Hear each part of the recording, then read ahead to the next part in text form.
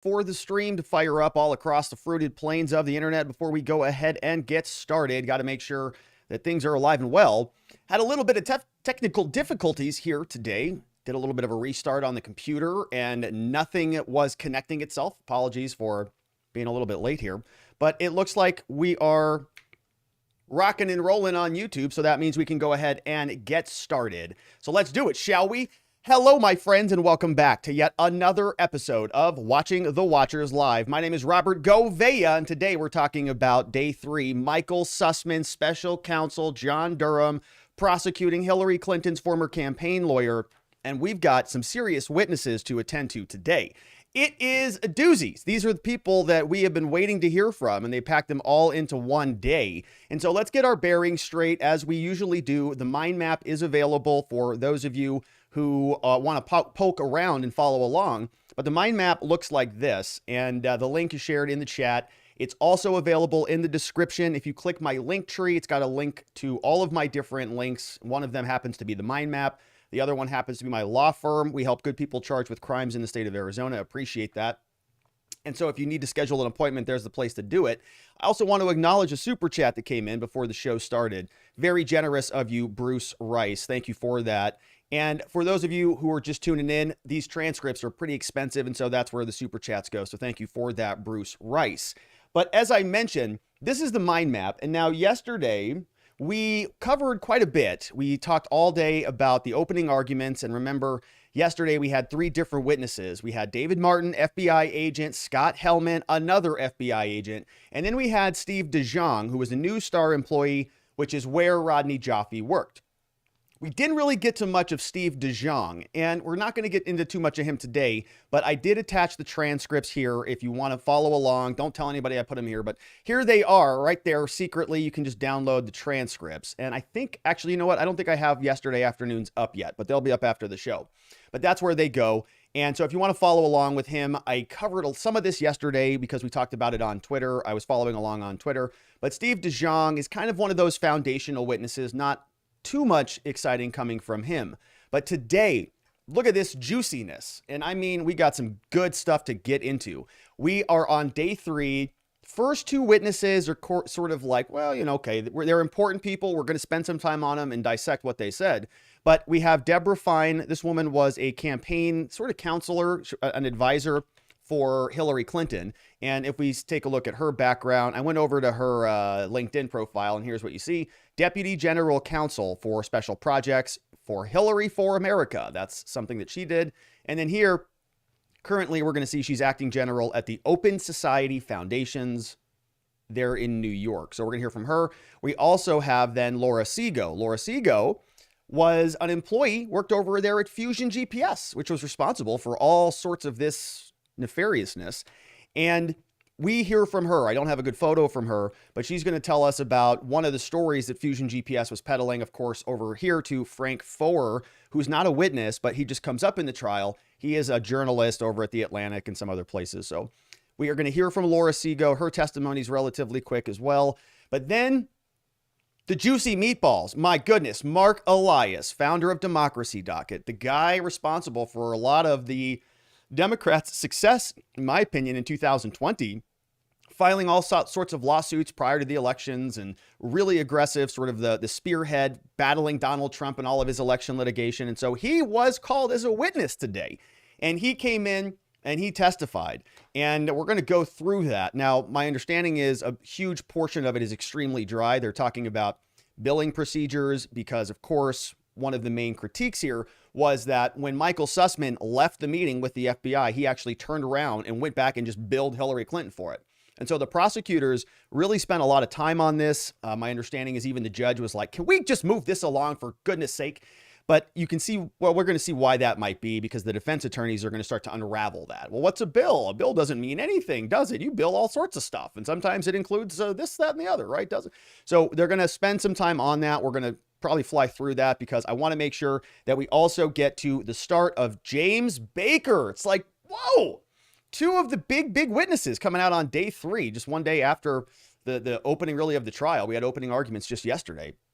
James Baker was the guy who actually met with Michael Sussmann, right? They had the meeting back in September, we had him plugged into this side of the mind map where we see here, FBI meeting, September 2016, James Baker met there, and then he gave his notes over to Bill Priestep and Tricia Anderson, and they confirmed in their notes that Baker was told by Sussmann that he wasn't there on behalf of another client. So all of that is going to be, I guess coming out real soon. We'll see what happens today because they ended, I think they got a late start and they ended relatively early.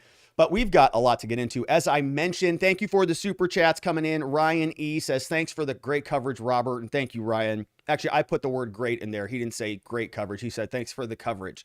But that one came in and we see we've got some chat here over on YouTube. So shout out to everybody there in the chat and I appreciate that. Okay, so let me pull up this transcript.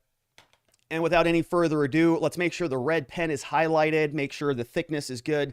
We like that red pen and nice and thick right there. Perfect. All right, got it. And so what we see here, Wednesday, May 18th, 2022, 9:11 a.m. morning session. And as a weird thing, I always look at the clock. I always look at the clock at 9:11. I don't think it has anything to do with 9/11. I just always do. 9:11 a.m., 9:11 p.m. It's a weird thing. If anybody else has that happen to them, or maybe with other times, I don't know. So anyways, let's get into the meat and potatoes here. Transcript of the jury trial. We've got the usual suspects here, but we're missing Mr. Keelty. Oh, look at that. Mr. Keelty is not here. Where is Mr. Keelty? Look at that. Well, we'll have to break that down. Meanwhile, the defense is all there. All four of the defense attorneys are there. And let's make sure we're properly situated on our mind map before we get into this. Lisa is the court reporter doing a great job. We've got several different witnesses here. Marc Elias, Laura Seago, and Deborah Fine we'll get to today. They come back, and the deputy starts off. Says, Your Honor, we're back on the record in the case of U.S. versus Michael Sussmann. Good morning. We're all here. With me at the counsel table are so-and-so and so-and-so. Oh, no. Okay, look at this. The court says, okay, well, good morning, everybody. Please extend the court's condolences as well as that of staff to Mr. Keelty. Oh, no. Says, I understand there was an unfortunate occurrence. That's why we're missing a prosecutor. See that? Oh, no. What happened? Prosecutor DeFilippis says, Your Honor, yes, thank you very much. We will. And after speaking with defense, we just asked without objection for the defense that the jury be informed he's away, may come back, and that they should infer nothing from his lack of presence in the courtroom. Oh, no. Can I say personal emergency or family emergency? And the DeFilippis says, yeah, I think that's fine, Your Honor. Okay. All right. So family emergency. So thoughts and prayers to Mr. Keelty and his family. Hopefully that settles okay over there. But the judge says, all right. Well, I'll tell him that. On the question of Mr. Mook, remember Robbie Mook? Robbie Mook was a Hillary Clinton campaign advisor. On the question of his testimony, the court's going to accommodate the defense's request to call him out of turn. We're going to be flexible on timing, and so he can come in. Just for the record, he was on both parties' witness lists initially, and so they're talking about getting Robbie Mook here as a witness. They're also talking about another preliminary issue about Steele evidence. The judge says, I reviewed the chronology of Mr. Steele's interactions with Sussmann and Fusion with respect to the allegations. I've also reviewed the witness statement that he submitted in the London litigation. He says the, evidence of Mr. Steele's meeting with Sussmann and with Fusion in July and his apparent subsequent tasking of Fusion. So he's giving us some deep analysis here, and it's unclear. I want to see if we can get to a conclusion on this. So with all of that ambiguity in the materials that the court at least has been provided, and without Mr. Steele here to testify, I've simply not seen anything to support an inference that Mr. Steele provided that particular report to the FBI in concert with some alleged opposition research. And so if the only thing that would suggest to the jury that is this Bill Priestep note, which I don't think I've even seen, I think the jury would only be left in a position to speculate as to any connection. So unless the government gives more to go on, I will exclude evidence about the provision of that report to the FBI. All right? No objections to that. So something about the Steele dossier not coming in. Steele's not here to testify.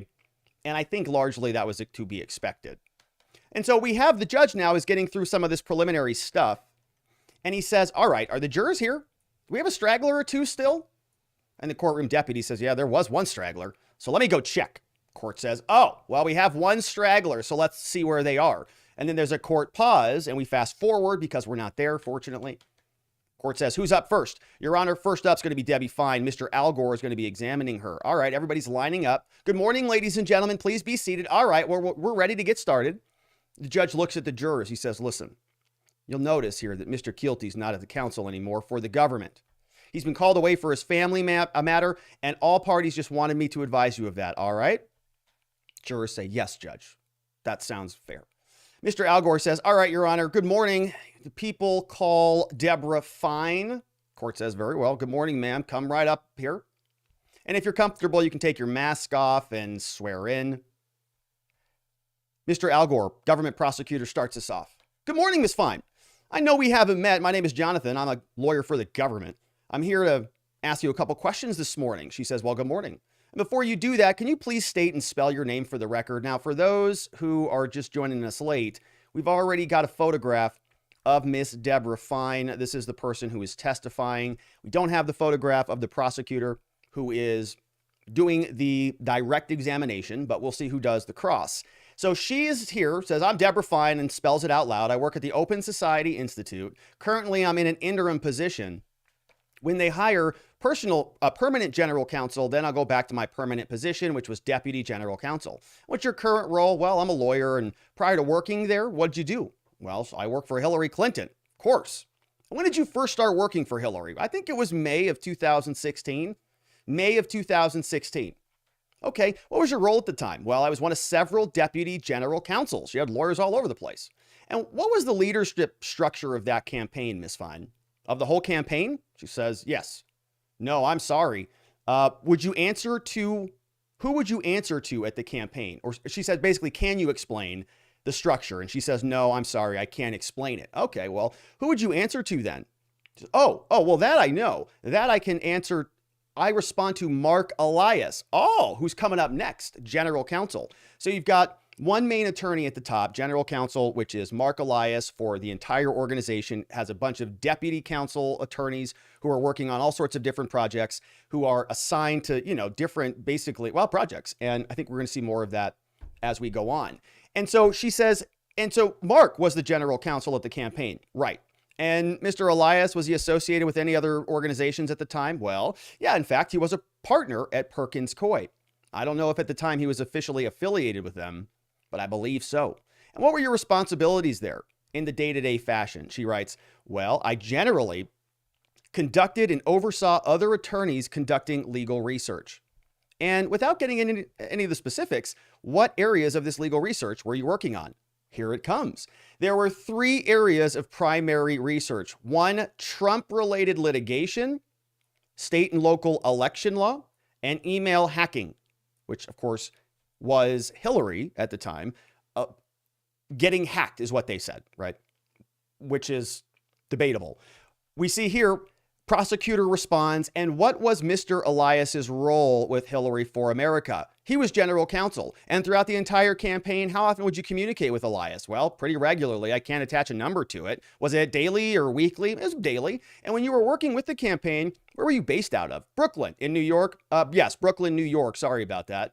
And Miss Fine, since you're talking about opposition research, what is that? She says, well, I don't know that I'm the best person to explain what opposition research is.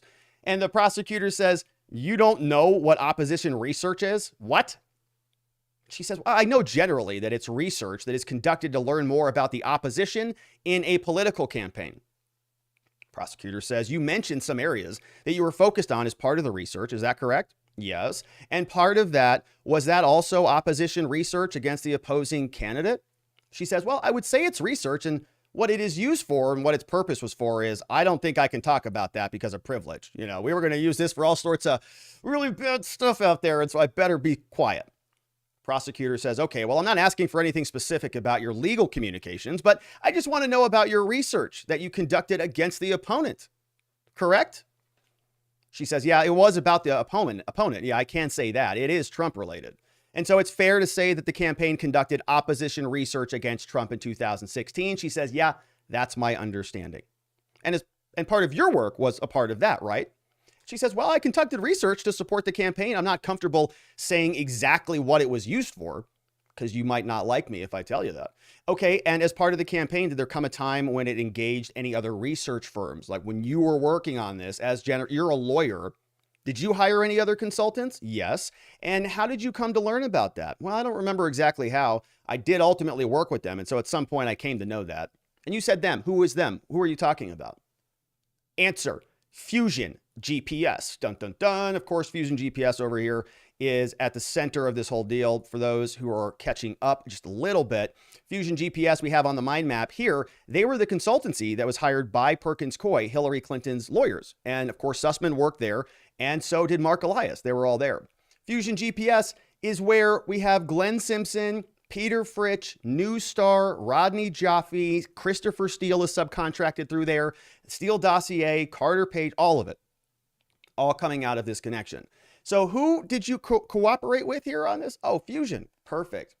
And generally speaking, what type of firm was Fusion, Miss Fine? Well, as I understand it, it's a research and investigatory company. And that was part of the campaign's work as well. Well, that was part of my work for the campaign. And was that in relation to Fusion's work on Trump Russia?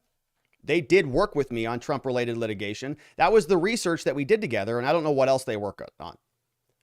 Prosecutor says, so generally speaking, what, as far as you were aware, was FusionGPS working on for the campaign? She has the correct answer, right? Trump-related litigation. Legal work, not opposition research. This is not FusionGPS sending out a bunch of emails like spammy, bots trying to get the media to pick up their news. Prosecutor says, okay, go on researching it, learning when it happened, what it was, that sort of thing. And how often would you communicate with members of FusionGPS during your time with the campaign? You were working for the campaign. How often did you talk with Fusion? I would say it varied throughout the time. I mean, throughout my time at the campaign, I don't remember specifically, on average, several times weekly.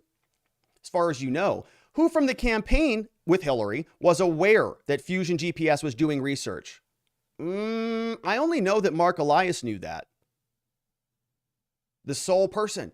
And so it's fair to say that as far as you're aware, it's only you and Marc Elias who are aware of this research. We were the only two people that I knew of it, but I only know what I know. Don't know what I don't know. And why was it limited to just you and Marc? I don't know. And you were never told that it was just to be kept between you and Marc? No. I didn't share information with anybody that I didn't need to, just as I would for any client. I used the same care. So I just didn't talk to anybody about it. And you mentioned earlier that you obviously engaged with another FusionGPS employee, right? Yeah. And who were they? I don't remember their last names, but Peter and Glenn are who I remember, which we talked about here. These are the two co-founders of FusionGPS, and they are co-founders of other tech companies as well. And I want to show you an exhibit here, Miss Fine. What do you see here? Looks like it's an email. You see on the to line, your name with an email? Prosecutor moves to admit it. Yes, it's an email. It says sent there. When does it say sent? June 6th.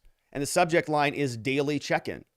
And you mentioned earlier that you started the campaign right around this time in May 2016. Yeah, towards the end of that. And do you recall starting to have those fairly regular interactions with Fusion around that time? Okay, yeah. And move on down to the to line. Just starting with, you mentioned a few names earlier. Does this refresh your memory on who these emails were? These names were? Can you read off those names? Yeah, it's Glenn Simpson and Peter Fritsch, the two co-founders of FusionGPS. We're getting into an email now. And would you say you regularly interacted with them? Yes. At the line here, starting with recurrence, do you see that? What does this say? It says weekly recurrence. Oh, so that means you talk to them every single week. You just said earlier that you weren't sure how often you met with them, but I've got this calendar invitation here that's got everybody's name and it says weekly recurrence. Does that jog your memory there, Miss Fine, about how often you meet with these people? She says, not really.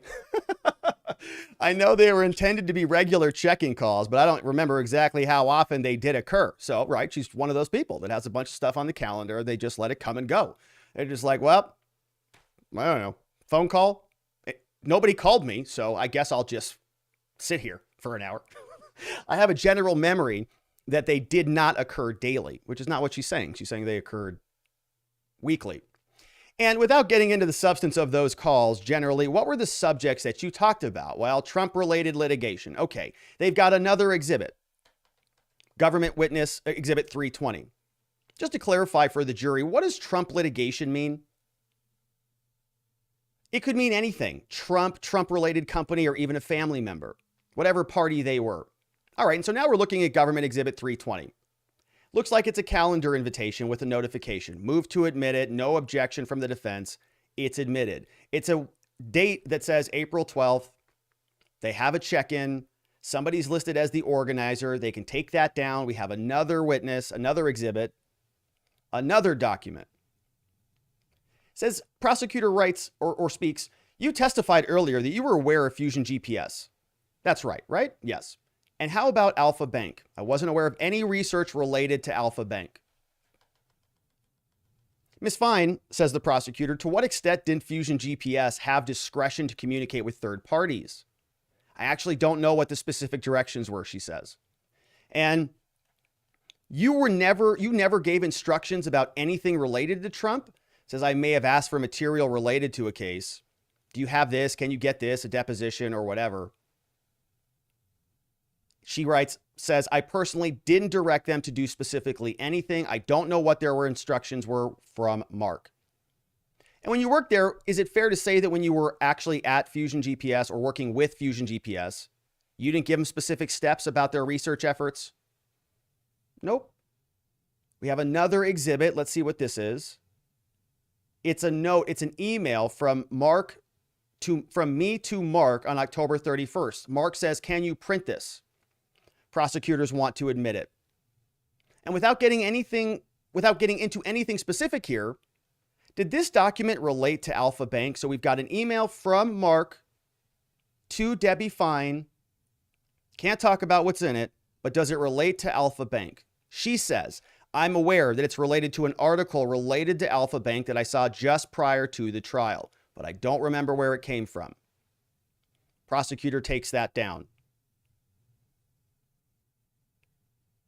Mr. Algor, no further questions. Let's see how he ends this. And with regard to the opposition research about, what you've testified, who did you understand was the campaign legal advisor? With regard to what? Opposition research. She says, I'm just aware that I provided some research. Mark likely provided some research. To my awareness, there wasn't somebody with that designated title. All right, so that's how the prosecutor leaves it.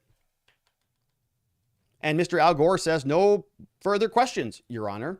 So we don't get a whole lot out of this other than, she was working there. She basically is linking all of the things we've been talking about to Marc Elias, right? This is how I came in. This is what I saw. I was working with Fusion, and Mark was somebody who was in charge of a lot of this stuff. And so she's going to be the witness that leads over to Mark. We're going to have probably a pretty quick cross-examination here. We'll see Mr. Bosworth is doing that, and then we're actually going to get to Marc Elias. And so we'll spend more time on that. But we have Mr. Bosworth who is doing the cross-exam. Let's see who that is. Mr. Bosworth is this gentleman right here in the middle. And so he's going to be doing cross-examination of, once again, Debbie Fine, who was a former Clinton campaign advisor / general counsel. Bosworth says, good morning, Miss Fine. We've never met before, have we? Correct? Correct. And the testimony you were just giving, it relates to the work that you did while you were with Hillary, right? Right. 2016? Long time ago, yeah? Virtually 6 years ago, right? Yeah, oh yes. And you testified at various times you didn't remember this or you didn't remember that. And that's presumably because some time has passed, right? Got a memory problem. The Clinton campaign was also known as Hillary for America, right? So if you saw a document that said Hillary for America and talked about the Clinton campaign, you'd refer to the same thing, wouldn't you? Yeah, I think that's what I'm referring to. She moves closer to the mic and they move on. Talking about litigation. Defense says, you were also asked about the work you did for Fusion. You were asked about that. I was. Sorry. No, that's okay. I just want to know, one document that wasn't published was Exhibit 302, which I just want you to take a look at. You know what that document is? I've never seen it before. I can sort of read it. Defense says, okay, well, if you've never seen it before, then we can move on. You were asked about opposition research also, weren't you? Part of your job as a lawyer, was it not, was to make sure the campaign wouldn't get sued? And you wouldn't want to get sued for saying something about Donald Trump, right? Would you? She says, that's exactly right. And so she's going to be basically doubling down on her behavior. All of this was legitimate and justified. And she didn't know much about anything, right? This was all Marc Elias, all Michael Sussmann. But opposition research is legitimate and she's entitled to do it. Defense says, okay. And so the opposition research that you that were, or that the campaign was involved in, was research into stuff that you wanted to be true, wasn't it? Or that I wanted to verify to be true. Okay. And so in other words, you were doing research so that you could develop information or find out what was true or what was negative, right? Yeah. And the point was not to create false information, wasn't it? No, of course not. And if the campaign, for example, went out with a whole bunch of false information, that's exactly the kind of thing that could get you in trouble. So you have no incentive. Nobody here at all has any incentive to proffer forward a fake narrative. She says, no, that's what I would try to prevent. I don't want to get sued. That's why I'm doing all of this research. And so you were paid to do your job there. I want to ask a little bit about the work that Fusion did and who was aware of it and who wasn't. You said that you were aware, right? I was aware that they were working for the campaign to support Mark. I was aware that I was doing what I was doing with them. That's correct. And you said that Marc Elias was aware of Fusion's work. And you also said that you didn't know who else might have been aware of that work, right? Okay, and so it wasn't, as one of those questions suggested, something that was kept to you. Was there a deliberate effort to your knowledge to limit Fusion's work between you and Mark? So responding to the prosecutor's attempts to try to make this whole thing feel and seem very nefarious. And remember, if we sort of zoom out on this thing again, we have the never-ending battle between the prosecutors who want to expand the scope. We talked about the hula hoop, expanding that far and wide, encompassing all sorts of different issues so that they can make this into a giant conspiracy, which in my opinion, it is. The defense wants to do the opposite of that, very, very narrowly limit this. And here they're saying this is indicative of, the prosecutors are saying this is indicative of a conspiracy. Nobody knew anything about this. This whole thing was concocted by Mark and a few people, and it was kept under radar, and they were trying to really fly this whole thing under in order to win that October surprise. But the defense here is making the opposite argument. They're saying, no, this is all just perfectly normal business. So you have no idea if Mr. Elias was talking to other people at the campaign, right? You don't know. Maybe he was talking to 35 other people about this whole project, but you just have no idea. The prosecutor was trying to make us believe it was just you two in this secretive little cabal. But do you even know if Mark was communicating with anybody else? She says, actually, I don't know. He regularly spoke with other people at the campaign, and I was not present. Defense says, okay, are you aware of someone named John Podesta? Yeah, I am. And I know you are. She says, yeah, I am. What role did he play at the campaign, if any? He was the chair. You know who Robbie Mook is? I do. What was his role? He was the manager. How about Jake Sullivan, who I think went to Oxford over at the NSA now? He's in Biden's campaign now. Yeah, I do. What role did he play? Foreign policy. And he posted that illegal tweet. How about Jennifer Palmieri? Yeah, she was senior worker. And sitting here today, you have no idea, right, whether Mr. Elias spoke to any of those people about this? I do not know.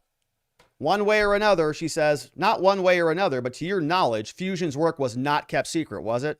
No. I operated on the assumption that, like most of the work I did for clients, it's on a need-to-know basis. They pull up government exhibit about the printing of the document. What's the date of this email? October 31st. Great. You were asked about daily calls. Did the topic of Alpha Bank ever come up on those calls? Not the calls that I was on, not that I recall. Did Sussmann come up in any of those calls? Not that I recall. I have no memory of him coming up. And on those calls, you said you can't remember which ones you were on and which ones you weren't, right? At any time, let's say prior to December 31st, which is when all this stuff really started to hit the fan, you know, when you were asked to print something, did you have any knowledge about the allegations between Trump and Russia? I did not. And do you have any knowledge about the New York Times story or any of these other stories?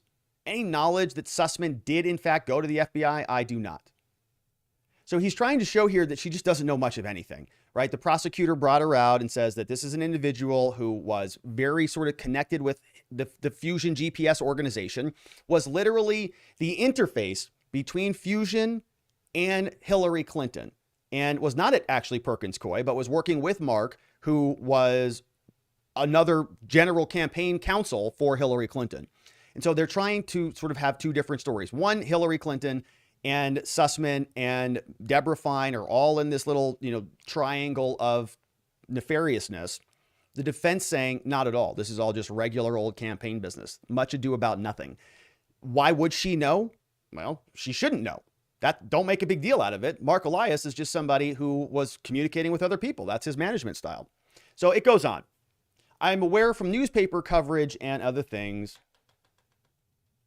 And let's see. How does he end? You did not direct Sussmann to go to the FBI. I did not. You don't know anyone else who authorized him to go to the FBI. I do not. And you don't know anyone else who directed him to go to the FBI. I do not. All right. So we get some 3 closes there from the defense. That's the cross-examination. We have a very brief redirect exam from the prosecutor comes out. Mr. Fine, Miss Fine, you were just asked during cross-examination about your calls. Remember that? Yeah. You recall anyone else participating in those calls besides yourself, Simpson, Fritsch, and Elias? I don't recall anybody else in those calls. You recall work on Fusion's work related to Trump? I did not. That's not the primary focus of what I did. Nothing further, very short redirect. And she is excused. Miss Fine, you're excused. Please don't discuss your testimony. Oh, we have Laura Seago. I totally forgot to add her to the mind map, didn't I? Shame on me. So we actually have another witness here today. Oh, no, I did. There she is. Okay, Laura Seago. I forgot. I thought we were going right into Marc Elias. I got ahead of myself. Too excited. Laura Seago is here now, and she is somebody who used to work at FusionGPS. So we've got the counselor who was on Hillary for America. We have Laura Seago, FusionGPS. We're going to learn more about how she was interfacing with some people in the media. Here, Franklin Foer. And recall that FusionGPS, there were a lot of emails spread back and forth showing that Fusion was literally sort of an outreach arm of the DNC, of Hillary for America. They were sending emails out to other people in the media, I think Washington Post and New York Times, telling them, you have to drop this Hillary Clinton email server story. This thing is ridiculous. WikiLeaks, Julian Assange, all of it, it's nonsense. Here, why don't you pick up this white paper PP story about Donald Trump instead? Well, that's fine if they want to do that, but that's not protected by attorney-client privilege or the work product doctrine or any of that stuff. And they were trying to use the shield of the law firm to insulate them against any recrimination, but Durham didn't allow that to happen. So now we've got Laura Seago. Let's see how this testimony unfolds as the transcripts proceed. She's out. Court says, have a good day, Your Honor. Laura Seago is next. Mr. DeFilippis, the prosecutor, says, Your Honor, the government's next witness is Laura Seago. Judge Cooper says, good morning, ma'am. Feel free to turn that mask off and have a seat. We usually have a water jug there. If you'd like water, I'm sure one of these gentlemen would be happy to get it for you. She says, I'm all right, actually. I don't feel quite parched yet. DeFilippis comes out. Good morning, Ms. Seago. How are you? I'm fine, thank you. Can you spell your name? She does. Did you and I prepare for your testimony today in any way? No. You didn't. And where do you work? I work over at Open Source Research, small research consultancy here in Washington. And how about back in 2016? Where were you? Well, back then, I was over at FusionGPS, small research consultancy, also there in Washington. And who's in charge of that place? Open Source is run by Tom Catan and John Felch. Peter Fritsch and Glenn Simpson, the two guys that we know, have been bought out. So there's a lot of Fusion company founding sort of transitions happened in the days since, but not back then. Okay, and when did you start working for Fusion? July 2015. And what does Fusion do day to day? Since you're there, you're an employee there. We just heard from Deborah Fine, was an employee, but was working with Fusion. Now we're hearing from what Fusion was doing. It does research. We gathered open source documents and analyzed them for clients. What does open source mean? Well, things that are in the public domain, like a lot of the stuff that we cover here. And who did you report to at Fusion in 2016? I reported to all the partners in the DC, people like Peter Fritsch, Glenn Simpson, and Tom Catan. And how many people were working there at the time, you remember? Well, it's about 7 or 8, she says. Where was your office? It was in DuPont Circle there in DC. And do you recall sometime back in the summer of 2016 about whether Fusion started doing research related to the 2016 election? Yes, I do. And tell us, what was the nature of that research? And when did you first get involved in any of this? She says in court, well, we were researching Donald Trump, his businesses, his associates. We were gathering documents and data related to his business associations, all of it. From your vantage point, how did that work come about? She says, I don't know. It's a good question. I was involved in speaking with clients much at all the time. I was quite new to the firm, so I was Told at first we were going to be working for anti-Trump Republicans in the fall of 2015 and early 16. And then I know at some point we changed to Democratic clients. And I said, whatever. And were you working on that project throughout? In other words, from the very beginning? I wasn't heavily involved prior to 2016, she says. I was never the primary analyst on that case, but I did pitch in there here and there throughout. And how many people did Fusion devote to this research? She says 5 or 6. Only one person was there full time. Who was that? Answer, Jake Berkowitz. Jake Berkowitz, I do believe we have on the mind map, but we don't know much about him yet. So if we go over here, yeah, Jake Berkowitz is here. So we have him. And we also don't have Tom Catan. So we got to add Tom. See what we learn about him. He's sort of another co-founder or an executive. So we'll add him to that. Jake Berkowitz. Now, if anything, what, if anything, was your understanding as to who the client for the work was? She says, well, I don't know. At the time, I knew the clients were Democrats. I didn't know specifically what entities. Who was your point of contact? I dealt with Marc Elias. And at the time of the position, did you have an understanding of what his position was? He represented the client. He was their lawyer. He was over at Perkins Coie. And we never learned who the client was, not until well after the election. I think the fall of 2017. In all the time you were doing work, did you ever learn specifically who that was for? No. Any reason for that? It wasn't common for the analysts, particularly not the primary analyst, to not know who the ultimate client was when working for a firm. And I was relatively new to the company, so it wasn't unusual at all. Did you ever ask who it was? Nope. Again, wasn't unusual. Didn't ask. No reason. You ever wonder? Not really. I mean, I knew it was for the Democrats, but that could be a donor. It could be for your PAC. I didn't really wonder. I was very busy. Okay, that's interesting. Well, she says, now of all the people at the FusionGPS, did you get a sense for who did know who the client was?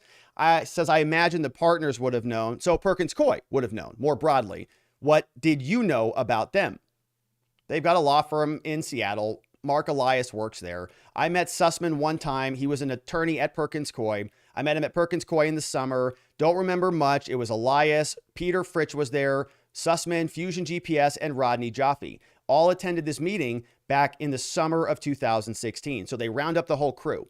It's like an Avengers movie with Democrats. And, it's going to be a very bad movie. But they're all there. Marc Elias, Peter Fritsch, FusionGPS. They're going to stop the evil, invading Trump. Now, if you can, as best as you can pinpoint it, when did that meeting occur? July or August of 2016. And how did that meeting come about, Laura? I don't know. I was asked to attend by Mr. Fritsch. Of the sort of management people of Fusion, who did you deal with mostly? Well, it depends. And you mentioned in July and August, we have to be careful about talking about conversations with lawyers, but what was the general purpose of the meeting? It was to discuss allegations between Trump and Alpha Bank. But you were asked or told to go to the meeting. I think you testified about this. You were told to go on short notice. Was it pre-planned? She says, I don't recall. And when you got there, you saw Mr. Jaffe, right? She says, yes, it was Elias, it was Fritsch, and then Jaffe and Sussmann entered later in the evening. Okay. And what, if any, understanding did you have as to whether there was a lawyer-client relationship between Jaffe and Sussmann? Were they lawyered up? Attorney-client relationship? She says, I have a general impression. I don't remember what, if anything, was said about the relationship. Did you understand this meeting was work for Democrats? Was it related to this? She says, my general understanding is we were researching Donald Trump, connections to Russia, and all of that. Had you at the time ever met Jaffe before? No. Ever met Sussmann before? No. Ever met Elias before? No. I know it was a long time ago, but how long did that meeting last? She says, I really don't remember. 6 years ago, long time to recall. Beyond the general subject matter of the conversation, I cannot remember much. So it's only Trump and Alpha Bank. Any follow-up to the meeting? Yeah, there were a couple emails that were sent back and forth. Had you heard anything about that topic? Not that I can recall. All right, so a lot of not that I can recall is coming out of Miss Seago. You said that Jaffe emailed you. Was that for the purpose of exchanging information that Jaffe obtained? She says, again, the substance of those communications were part of our work for Perkins, so I don't think I can get into those. All being withheld. Prosecutor says, now, did there come a time when you communicated with members of, let me ask you this, generally speaking, don't get into the details of the privileged conversations here, but generally speaking, did FusionGPS communicate with members of the media as part of its work? Answer, from time to time, yes. She works for Fusion, she knows. And to what extent was that true in connection with Trump and Russia?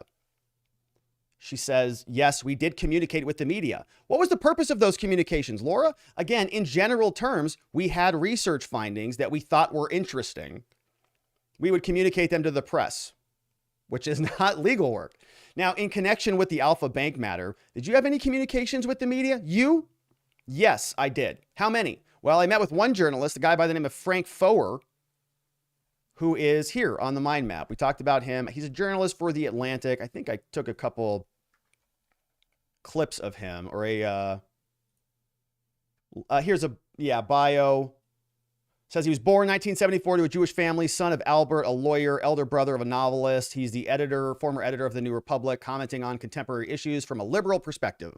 Over at The Atlantic now, staff writer, notable works. Okay, so you know a little bit more about that guy. How did this meeting come about when you and this journalist were hanging together? I was asked to attend by Mr. Fritsch. I don't know how he and Mr. Foer set it up, but FusionGPS and this journalist all got together. What was it about Mr. Foer that made him the person you wanted to meet with? Well, I don't know, she says. Did you have an understanding? Was he working on Trump Alpha? I don't recall. Do you recall anything about why you wanted to meet with him? No, I'm afraid that was above my pay grade. Don't know why they connected us. They're spelling the name. Court spells F-O-E-R. We know who it is. Talking about another meeting. Jake Berkowitz, Peter Fritsch, FusionGPS. It was a long time ago. They met for an hour. Don't remember the specifics 6 years later, but more Trump organization. We talked about highly credible computer scientists who seemed to think that there were allegations here. And by that, who are you referring to, madam? Mr. Jaffe or somebody else? Well, there were others that ended up being cited in Foer's circle. He cited L. John Camp, Paul Vixie, who invented the DNS system. And would you say the system was more in the vein of you providing information to Foer or Mr. Foer providing information to you? Oh, probably the former, meaning this relationship was much more about Laura Seago giving information over to the journalists, which we know FusionGPS was sending stuff out all over the place. Okay, now the prosecutor's getting a little happy. So you're sending all this out. And would that have been data? Would that have been, what was the format of what you gave him? I don't recall. Could have just been a verbal briefing, something about the data. She says, and to what extent was the purpose of this meeting?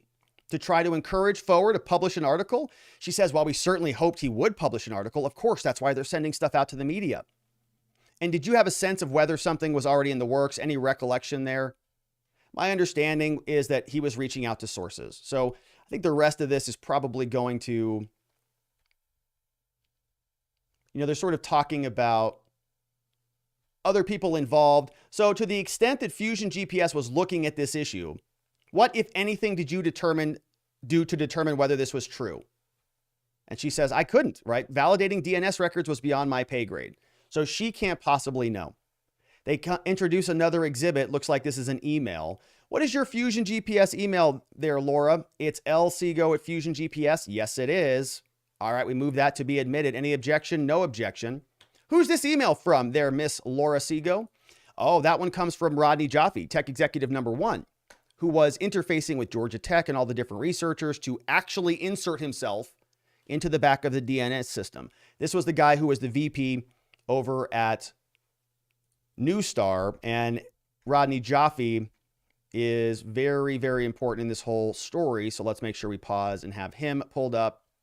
We see he's the CTO, the chief technical officer. He's right here of Newstar, and Newstar was interfacing directly with FusionGPS. So we see this connection there. We got an email from Jaffe, R. Jaffe at Centergate. Any knowledge of what Centergate is? Don't recall. When did this email come in? August 29, 2016, right before the meeting between Sussmann and the FBI. So based on your earlier testimony, would it be your understanding that the meeting you testified about would have been before this email? Objection on the form, a rephrase. She gets more clear on that. And the answer is, I can't recall. So what is your best recollection as to this meeting? So now they're trying to pin these meetings down. And it sounds like they're trying to say, essentially, they're trying to make the argument that these guys met, they had this conversation, and then they went and did the dirty business. After they got together, they then took all of the materials and they said, okay, here, let's draw straws on this. Who's going to go take this to the FBI? And Sussmann got the bad straw. He's like, oh, dang it. It's me. But all of them, knew it. He was the fall guy from day one. So they're trying to establish that chain to say they met, then they had the meeting with the FBI. Let's see how this goes. We're getting into the content of the emails, and they're just trying to pin this down. Submit another email. Looks very similar to the last one. Time-stamped on the dates. This one has an attachment. There were a couple of phrases in the attachment. Privileged, attorney-client communication. Does this appear to be an email from you to Mr. Jaffe? Yeah, it does. Okay, another exhibit moved in. And this one says re, so I assume that's a reply, right? And the time, 11:50 a.m. Another email, 604 is admitted. This one has a subject line and says re, so it must be a reply. I have no independent recollection of this email. Don't know. Finally, we have another email chain.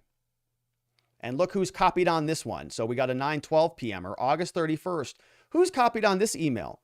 Mr. Sussmann, attorney-client privilege document. And afraid, she says, we're not getting much out of this woman, right? Doesn't remember a whole lot. And to the extent that you exchanged emails that we just went through, which you don't have a recollection of, did you understand those to be part of the broader Trump research that Fusion was doing for its clients and Perkins Coie? Yes. Okay. So she doesn't remember the emails, but he's going through them and you say, okay, these could be part of this big research project that you were working on. Yes. I don't remember them specifically, but if you batch them all together, yeah, I recognize them. All right. Now I'm going to show you what's been marked as Government Exhibit 648. Does this look like an email from Peter to you in mid-October? They admit that one. Peter Fritsch, we get some background on his testimony. We have server findings .doc Word document. Doesn't remember the purpose of those emails. And he's asking the court clerk to scroll through different documents. We have another admission of another email. The subject line is re-alpha. Do you understand that to be Alpha Bank? I have no independent memory of this email, but that's a safe assumption.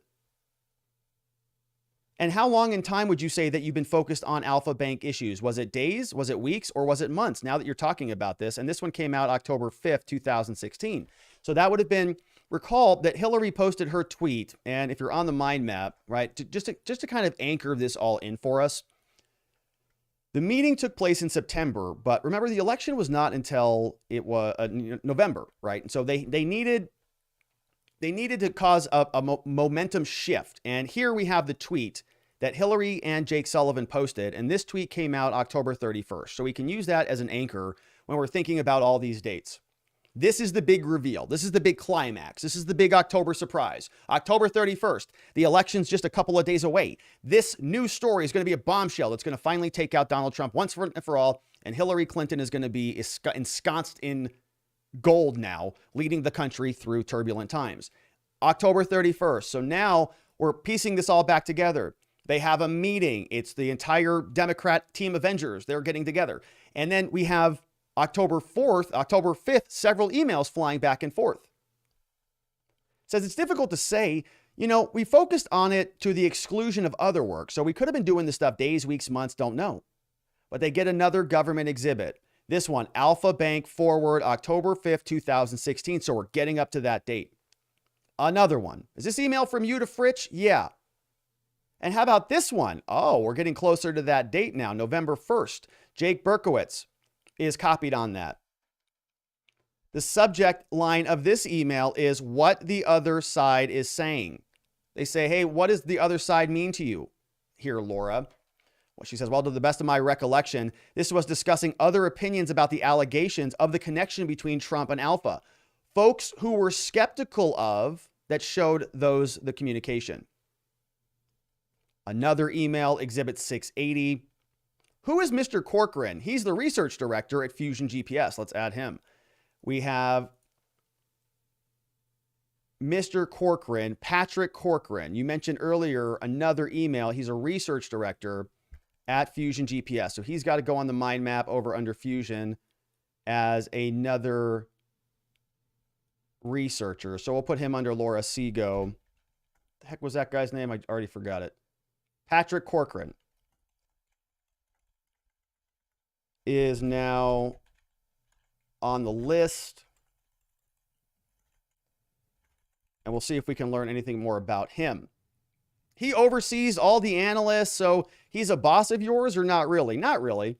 He does his own analysis. He's got an email. What happens with him? They're talking about Mr. Forward, the journalist, sending articles back and forth. Do you recognize this, which looks like an email from you to Mr. Fritsch? Yeah, it looks like an email from me to Mr. Fritsch, but I don't recall this one. They moved that one in. This was another one, October 5th, 523. It's got a zip file in it. I don't recall the documents. A lot of I don't recalls. Looks like another HTML file. It is at gdd.zip. What was gdd.zip? Do you remember dealing with anything other with the acronym GDD? She says, my recollection is gdd.zip was posted to the internet by an anonymous person containing documents to the allegations that Trump was communicating with Alpha. Was that something you found on your own, or did someone alert you to that? I don't remember. Man, so not much coming out of this one. Okay, let me redirect you to Exhibit 612.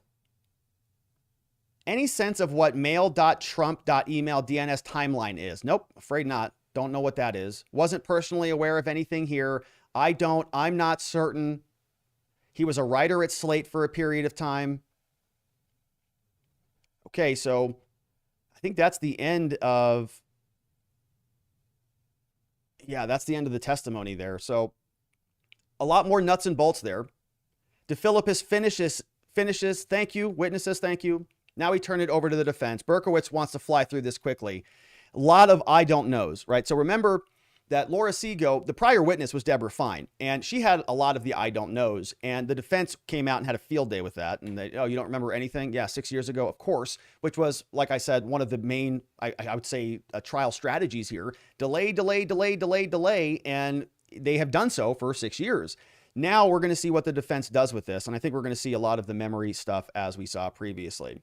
Good morning, Ms. Seago. We've never met before, have we? No. I think you testified that you met Sussmann once, right? Previously. And you met him with Fritsch and Jaffe. And you were all there a couple times. There were things that were above your pay grade. So a little bit about your background. Where did you work before you started at Fusion? Joint PhD program. University of Chicago. Talks about her background. Learned a number of programming languages. You do open source research? Yes. You try to be accurate? Yes. The company you signed on for, I think you said that you knew that they were working for anti-Trump Republicans. Yes, that was my understanding. You mentioned all of these people, Fritsch, Alpha Bank. But you never saw Jaffe at many of these meetings. Your impression of Jaffe was that at the meeting, he seemed reliable, didn't he? Yes.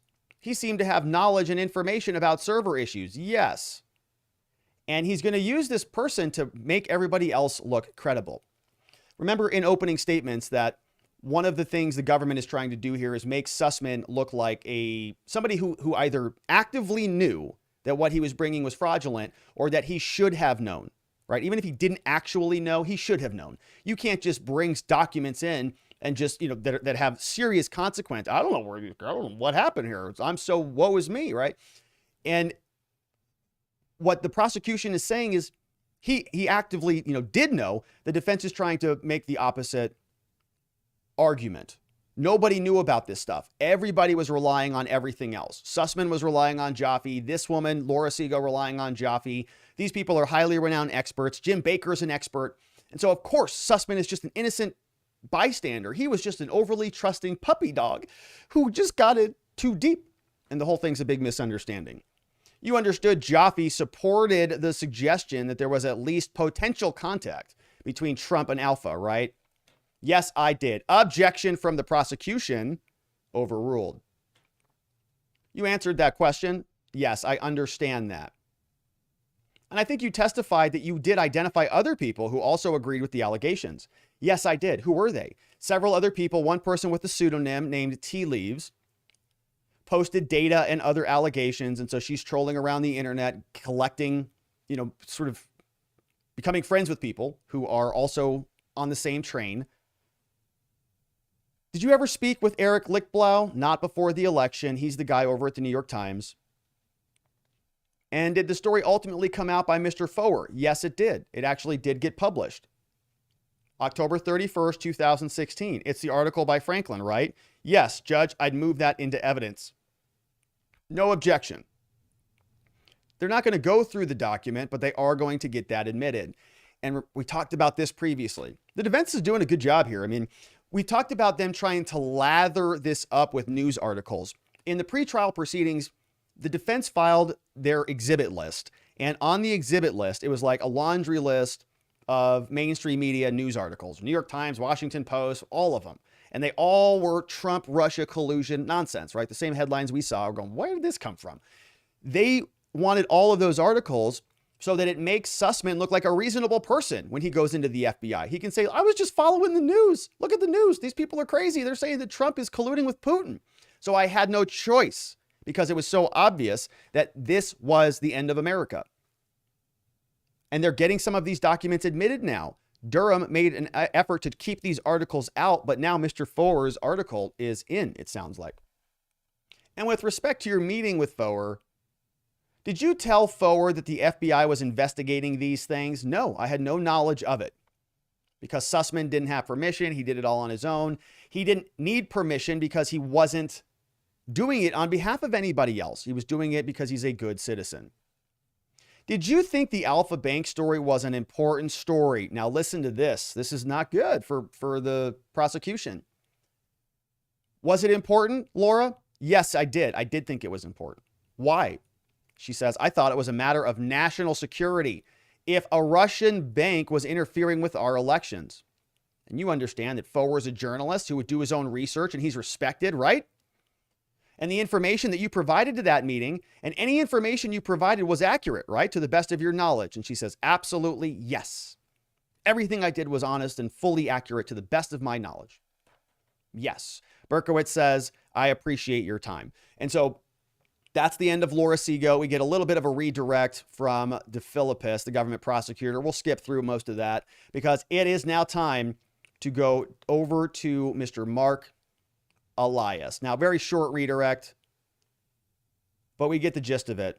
Now, don't talk about this. You're done, Laura. Thank you. Have a good day. Now, judge gives curative instruction here a little bit, communicating to the jurors to say, listen, jury, ladies and gentlemen, you heard Ms. Seago here refer a couple times to attorney-client privilege. She said that many times, saying, I can't get into that because of these rules. And as you all know from personal experience, usually an attorney's communication is confidential. So the witnesses have been instructed to steer clear of that type of stuff. So they're not being evasive. They're not refusing to give testimony. It's just a very natural thing. It's all very normal. You're also going to see things like redactions. That's all very normal as well. Do you understand? Jurors, yes, sir. Got it. Perfectly clear. Prosecutor chimes in, says, Your Honor, could we speak to you on the phone? The court says, excuse me? I'm right here. Say what you want. What are you going to call me for? Weirdo. DeFilippis says, could we speak to you on the phone, Your Honor? Court says, oh, yes, fine. What do you want? The following is a bench conference heard outside of the jury. So now they don't get to hear any of this. But the court clerk can, and that means we can read it. Your Honor, can you hear me now? Like a Verizon commercial? The court says, yes. So we have an issue with regard to Seago's testimony, says the prosecutor. The government followed carefully Your Honor's order with regard to the Fusion emails that were determined not to be privileged, but that the government had moved on. And as Your Honor may recall, there was an email in there, in which Seago talks very explicitly about seeking to approach someone associated with the Alpha Bank matter and concealing her affiliation with Fusion in the email. So even she was hiding who she was, is what the prosecutor is telling the judge. And when we asked her broadly whether she ever did that, she definitively said no when I, revisited it with her. So it raises the prospect here, Judge, that she may be giving false testimony. Laura Seago, FusionGPS, according to this prosecutor, lying her little tushy off there on the stand. Prosecutor asked her specifically, did you also kind of send emails and try to conceal your identity? No, of course not. Oh, no, everything was right. Prosecutor says, that's not what the email that I showed you, Judge, says. Prosecutor writes, and so we were, I considered trying to refresh her with that, but I didn't understand that to be in line with your Honor's ruling. So I was going to beat her up over this thing, Judge, but I didn't because I didn't want to take this out of control. But he says, so the government we'd like to consider whether we should be. We'd like your Honor to consider whether we should be able to at least recall her and refresh her with that document. Court says, I don't remember that question, but the subject matter was concealing Fusion or her identities in conversations with the press. If I recall correctly, that email related to tea leaves, correct? Your Honor, I thought I had phrased it more broadly. We can go to the transcript. Court says, I don't want to read anything. Mr. Berkowitz, the defense, what do you say? Berkowitz says, Judge, I'm not familiar with the specifics. I mean, I'm happy to take a look at the transcript. I certainly got the impression he was asking if she had ever concealed Fusion as an entity from the press. That was what was asked in her deposition, and she answered the same way in her deposition. Defense says, one thing just to note, some of our paralegals can hear Mr. DeFilippis talking, so I suggest as a reminder to keep your voices down. Oh, so the defense is putting the prosecution on notice. We can hear you prosecutors scheming over there, so you better keep your voices down, otherwise we're going to know everything you're talking about. You're welcome. I could have just not said anything. Mr. DeFilippis, the prosecutor, says, yeah, sure. He's embarrassed. He's like, shoot, I wonder if they heard what I said about him. Ugh, don't you hate that? Not good. All right, let me look at the transcript. The judge finally says, court says, can you hear me? Now he's having his phone problems. Yes, Your Honor, I can hear you. All right, looking at the transcript, I think you did ask a more open-ended question. She said, I don't remember hiding that affiliation from the media ever. And then you followed up with, do you ever remember hiding or considering hiding that affiliation from anyone? And she answered no. I would, he says, judge says, I would. So I think the email is inconsistent with her answer, Mr. Berkowitz.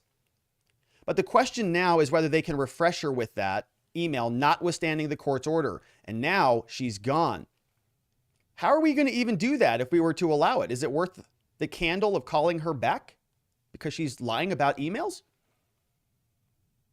Prosecutor says, yeah, Judge, she's still in the building. All right, she's still there. We can go get her right now. Berkowitz says, but Your Honor, hold on a minute. This email that they're referencing that she lied about, Your Honor, is this email privileged? DeFilippis says, this was one of the emails that was determined not to be privileged, Your Honor. And the defense says, okay, well, so why didn't you impeach her with that when you had the chance? Your Honor, the reason is because I didn't want to violate your prior order, that we couldn't use those affirmatively. Remember, there was a battle about these emails. We put it in the mind map. There's a whole issue section on this. I think I have some further reading on it if you're interested. The FusionGPS emails here. Yeah, the motion to compel the production of the emails. Remember, in this case, this was a big issue. Durham and the special counsel submitted a last-minute motion right before trial. They said, look, we know we've got these 32 different emails, and we think, they said, Judge, you should look at them. These are emails between FusionGPS and Perkins Coie and many others. They say they're privileged and protected by attorney-client work product. We say they are not. And they didn't even want them. They just wanted the judge to look at them. The judge did look at them and granted this, said that they can see the 22 emails, but they cannot use them in court because it was so last minute.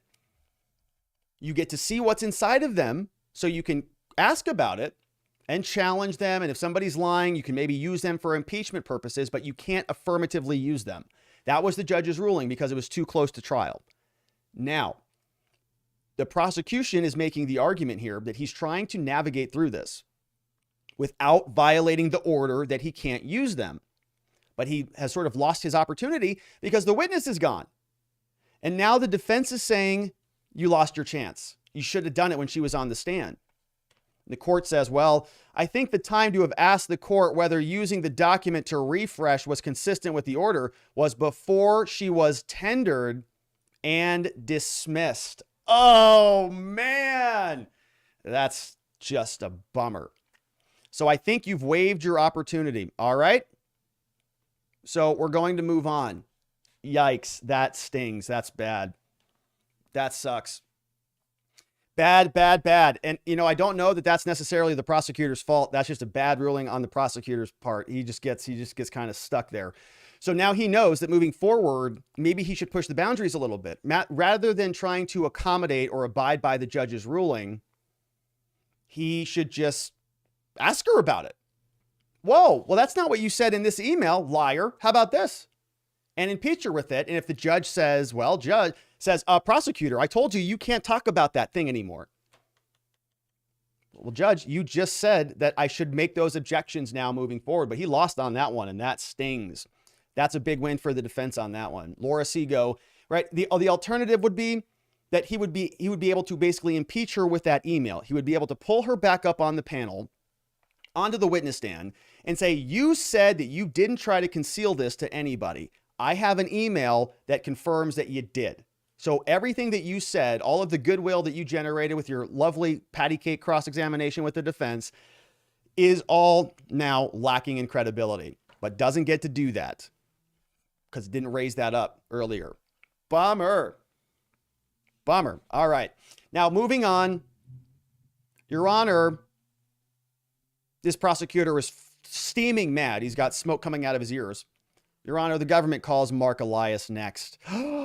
Marc Elias, the big behemoth of the DNC, the legal heavyweight, who is very, very active, and his Twitter profile picture is a dog. I love dogs, but it's an interesting thing to put on your profile. Anyways, the court says, okay, good morning, sir. It's still morning, isn't it, Mr. Elias? Witness says, yeah, good morning, Your Honor. And remember, this guy is super experienced, right? He's a very, very effective lawyer. Court says, please remain standing. Raise your right hand. Are you sworn? Yes, I am. Prosecutor comes out. And this is a government witness.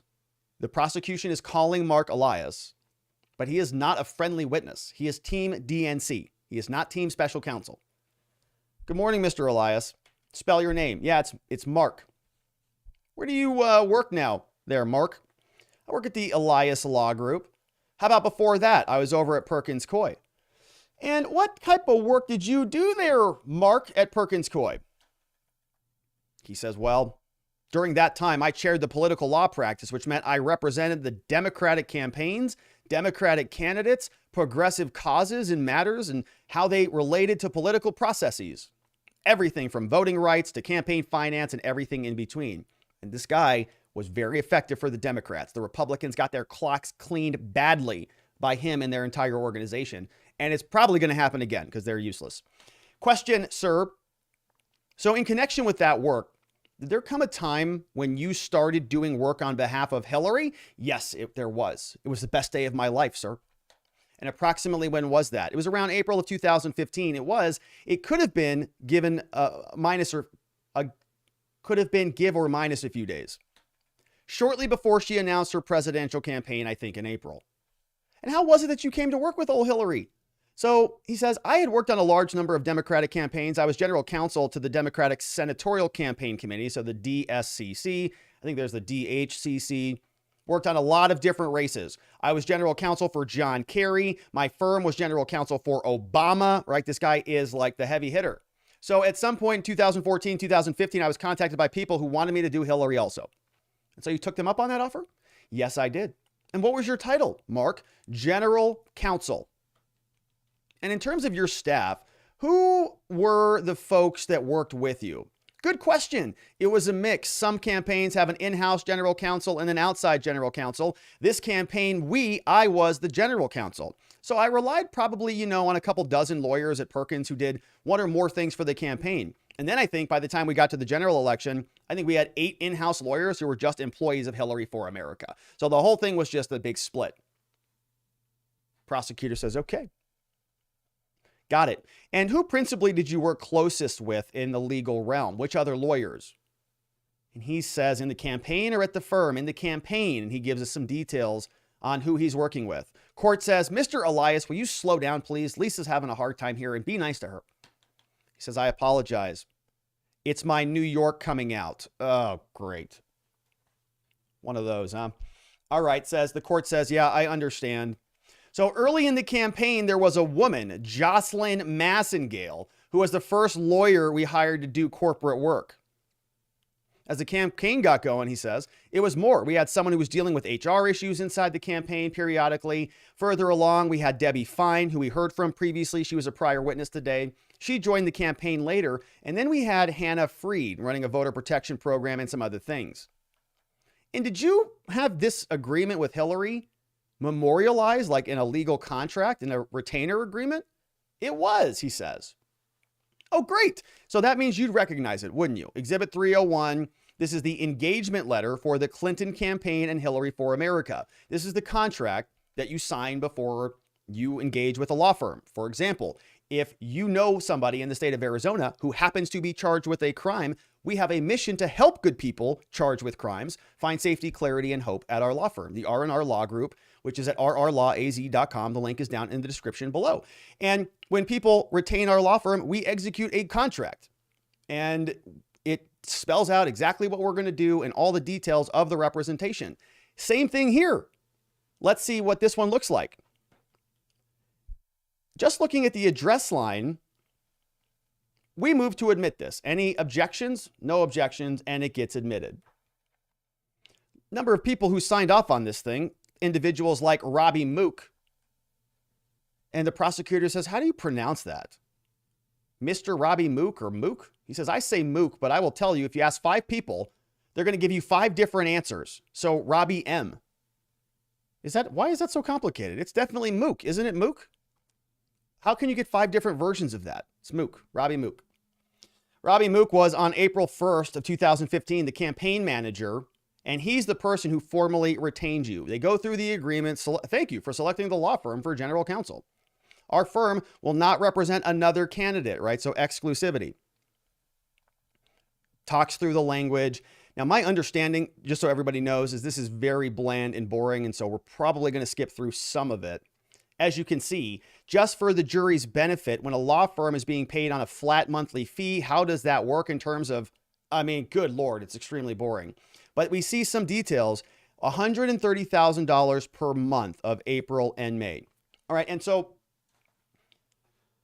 you can see they're talking about billing. Okay, look, 2,000 hours, it would be the same, $130,000 a month. In particular, any reason why the numbers trail off as time goes on, a lot of billing conversations. You have HR issues, you've got employee issues, you've got all sorts of stuff. He says, so at the beginning, yeah, this is really bland and pretty boring. Okay, here might be something good. Prosecutor says, who is the managing or billing partner for that? Well, this is important. All this stuff is important because Marc Elias is sort of the head of the entire organization. Michael Sussmann, after he went and had the meeting with Jim Baker from the FBI, literally, according to the prosecutors, went back and billed Hillary Clinton for it. So they're laying all this foundation, just like we did yesterday with DNS data, to detail how billing works. We can synthesize it all pretty easily, right? There are some types of contracts for lawyers, like at our law firm, where you pay a flat fee and we do the work. There are others where you pay a retainer. You'll pay, let's say a $5,000 retainer, and they'll bill against that. They'll hold that in trust. There are other agreements where there are contingency agreements, like you see with personal injury lawyers and law firms, where you don't get paid unless they win, right? These are contingency fee agreements. All sorts of different ways to go about this. The big issue that we're sinking our teeth into here is whether Michael Sussmann billed Hillary Clinton for the meeting. And that's what the prosecutor is trying to detail out. the defense is going to make the argument that not all billing's the same. Billing is very complicated, and sometimes you can lump a bunch of bills together, and maybe that line item that was Sussmann billing Clinton isn't Sussmann billing Clinton. It's for something else, or it's not really relevant because there's other explanations for it. That's the gist of what we're talking about, this billing thing. And so I don't want to sit here and read through all of the different versions of how billing works, but he said, look, for flat fees, I begin by reviewing them to make sure they're meeting their agreement. So he's like, yeah, it's pretty boring stuff. Prosecutor says, was that something that would have been covered under the retention agreement that we just looked at? Well, so he says, so certainly it was included. Financial disclosure reports. Did the campaign have opposition to research folks? Or what kind of work outside Perkins Coie was done? Here we get some substantive stuff. Marc Elias says, so the campaign and the DNC, depending on the time period, the campaign always had a robust research department. That's Hillary, both looking at herself, what's called self-research, and looking at the opponent, which is called opposition research. The DNC, says Mark, who was also a client, also had more of a research opposition that was, I would say, more focused on pure opposition research. Right, which it should be, right? Because it's the DNC, it's a political party. This is the entity that should be engaged in politics. A Perkins Coie law firm should be advising legal matters, not engaged in opposition research and funneling stories out to the media. Prosecutor says, and then to what extent was there opposition research back at your law firm that you were supervising there at Perkins Coie? He says, oh, I don't know how that I would use the term opposition research. He says, we did hire, but, I don't want to quibble. He doesn't like that word. And Elias is playing to the jurors on this. Oh, you're calling it opposition research. That's just not the kind of phrase that I like to use. I like to use words like, legal inquiries or, proper investigatory analysis, right? Stuff that is not opposition research because that might have a negative connotation. Jurors might look at that and say, I hate this political mudslinging. People calling each other names all through these campaign seasons, they might attach that to Mark. So he kind of fights over that a little bit, but not too aggressively. I'm going to quibble. I don't want to quibble about that. We hired, he calls it, an investigative firm, not an opposition research firm, an investigative firm to conduct investigations. And what was the name of that firm here, Mark? Well, that was FusionGPS. And how did it come to be? Prosecutor says, well, first, did you hire Fusion? Did you do it, Mark? Was that principally your decision? For 2016, he says yes. And when did you bring them on? It was sometime in the spring. I don't have a specific recollection, but I place it about the time that Trump looked like he was going to be becoming the nominee. And you also had a memorialized agreement for that one too, didn't you? Court reporter says, enough there, Mark, slow down. They take a look at the document. There's another agreement here. It's an agreement between Hillary for America, doing business as HFACC. They move it into evidence as an exhibit. We have two witnesses who were signing off on this. Perkins Coie is providing legal advice about defamation, about libel, and similar laws in which accuracy is an essential element. Okay, so the contract that existed between Marc Elias here, between Michael Sussmann, they were two employees of Perkins Coie hired by Hillary for America. So this little agreement here, this intersection between these two, they have to define what they're doing for each other. Hillary's going to pay them a bunch of money from your donations. Thank you, Hillary for America donors. Enriching Michael Sussmann and Marc Elias. But it's all going to Perkins Coie, and they got to define what they're representing Hillary on. And Hillary, they're saying, we've got to make sure that you're covered, that there's no defamatory language coming out of your campaign, and there's no libelous statements, and so on. But it doesn't say anything about concocting a fake Russian Trump collusion narrative and then funneling that down the gullets of every single person in the media. Other than the Clinton campaign at the time, was there any other client who Fusion did work for? Yeah, the DNC, the Democrats. And so those were the only two clients? Yes.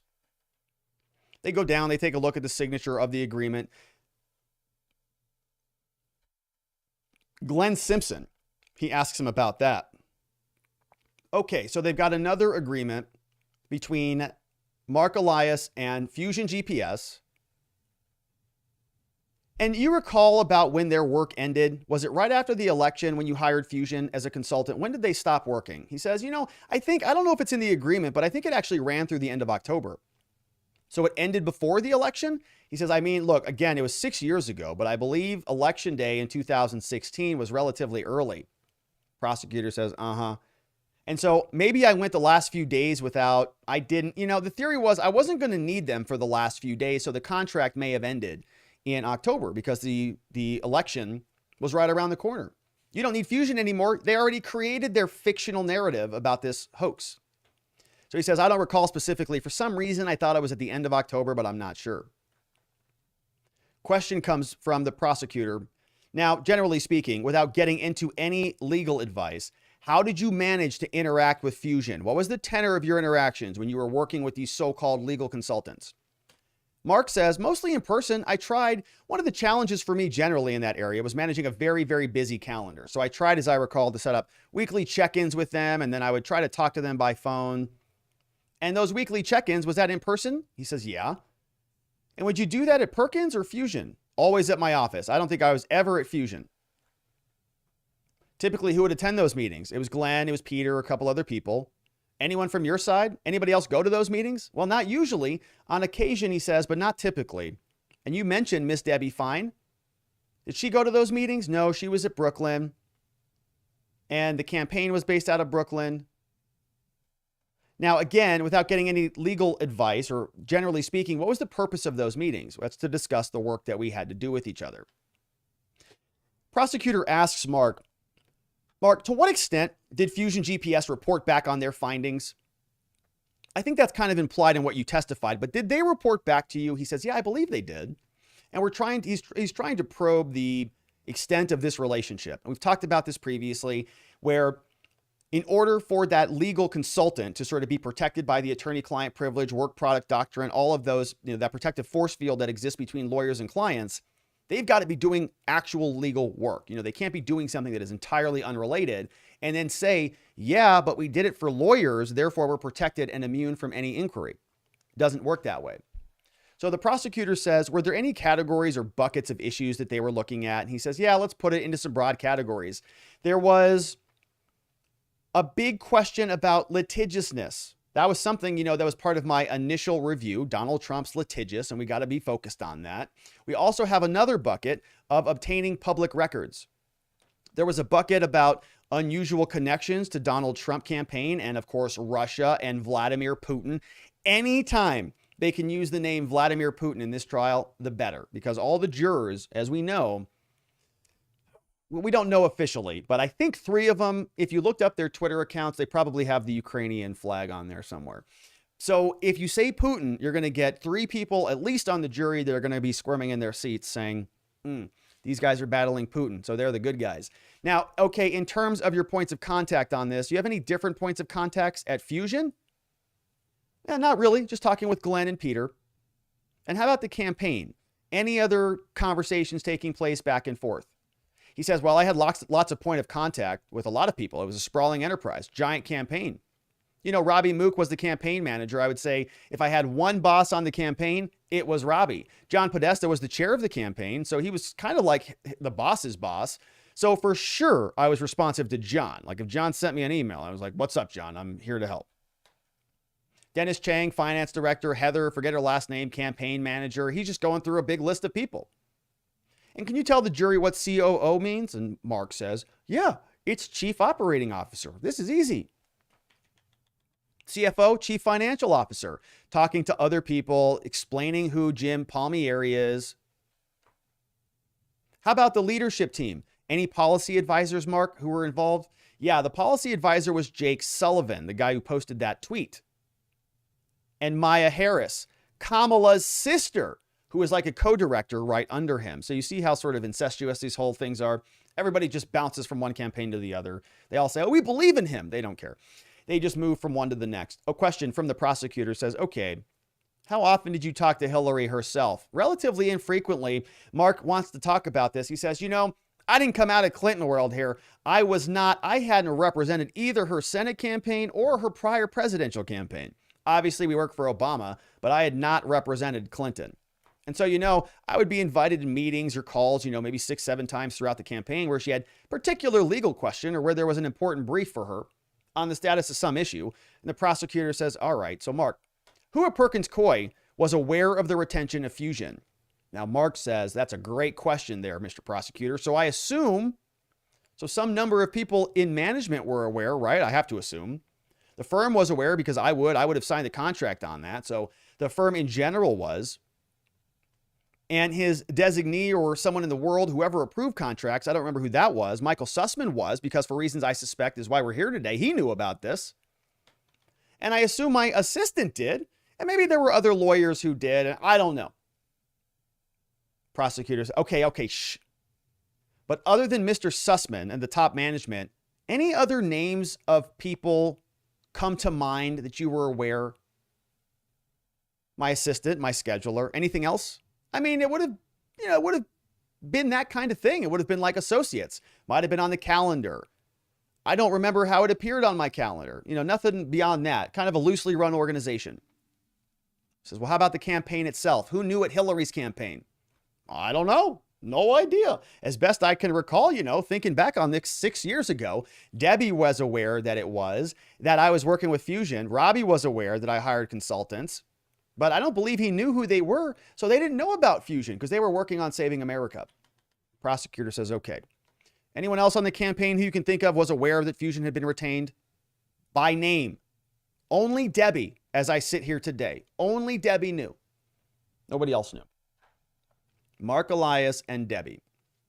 Okay, then another question, recognizing you can't get into anybody's head here at Fusion, but anyone you're aware of at Fusion that knew their client was Hillary Clinton? Mark says, yeah, Glenn and Peter, they're the founders of the company. He says they knew it was the Clinton campaign and the DNC. They knew all about it. And beyond that, anyone else? The other guy who would come to mind to some meetings might have known, okay, but I don't know that it ever came up. I'm not sure that it ever came up as best I can recall. He says this was like 6 years ago, a long time ago. Prosecutor said, I know it's a long time ago. To what extent was there an effort by you or anyone to keep the identity of the client, the campaign, or its relationship confidential? Mark, were you trying to cover this whole thing up here? Tell me about it. Mark says, well, kind of. So typically when I hire a consulting firm, I want there to be confidentiality. I'm a lawyer, so I've got to worry about privilege. I got to worry about the rules and the duty that's owed to clients. So, we tend not to, in my business, let people know more than they need to know about it.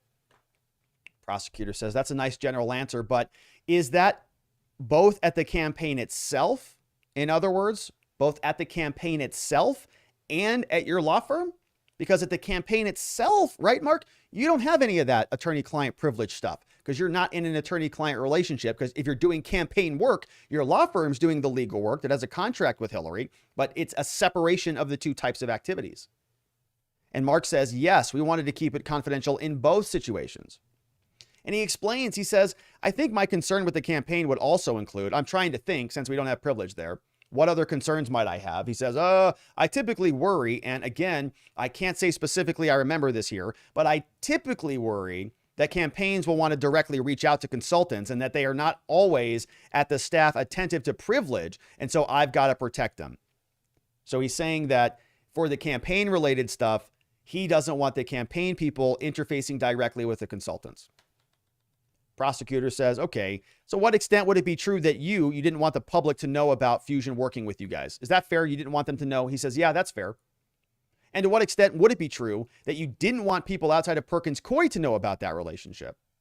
He says, yeah, I'm saying even within Perkins. I mean, I doubt I advertised, When you represent somebody like presidents or somebody, there's a general sense that it's better to keep things limited because of leaks, and you don't want to disadvantage the client.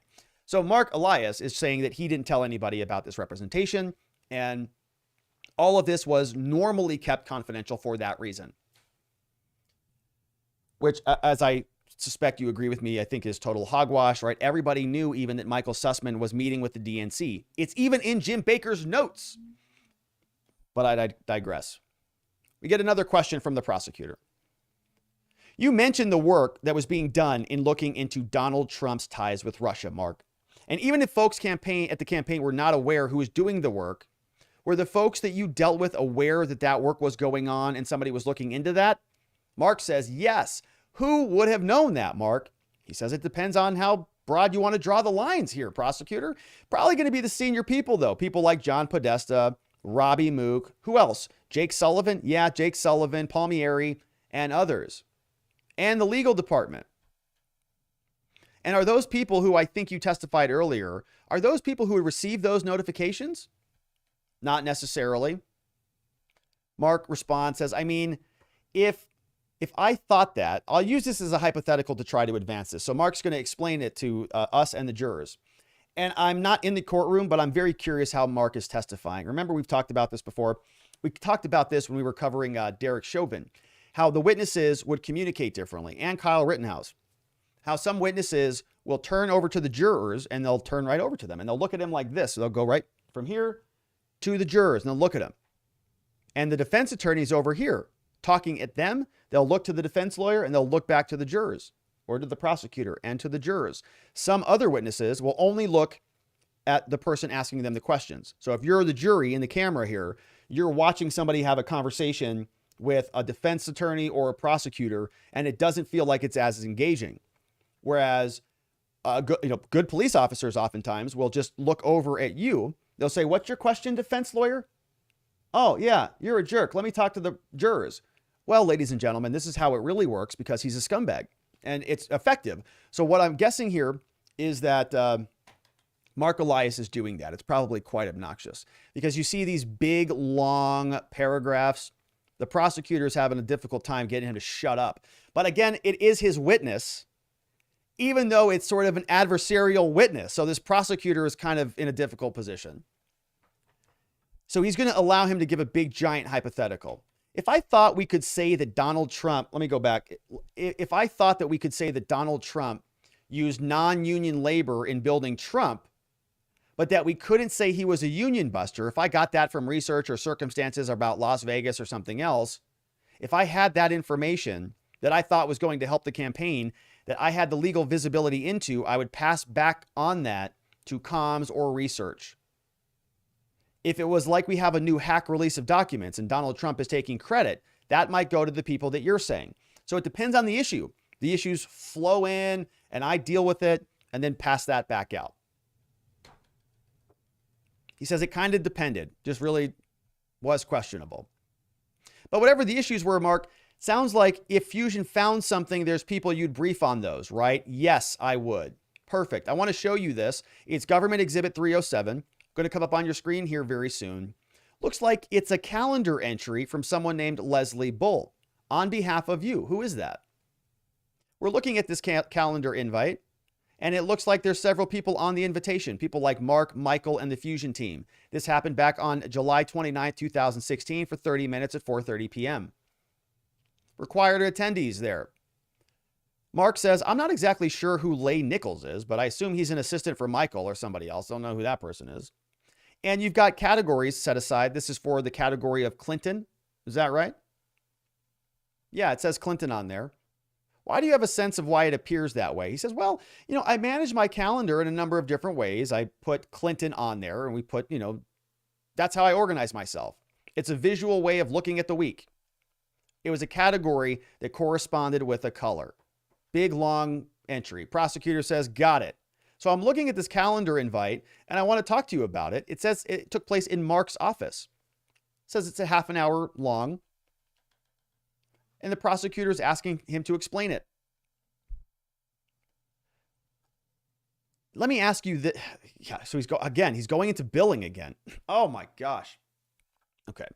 So now he's going to go back into billing. And he says, let me ask you this. This is for the benefit of the jury. As a lawyer, what does it mean to bill your time? Again? And they're billing in the 6-minute increments of time. Some people still do it that way. Some people track their time using apps, basically, pre-bill, pro forma, track how much time we spent. I want to make sure I understand your testimony correctly. So you track every 6 minutes of your day and the secretary puts it in there and they email it.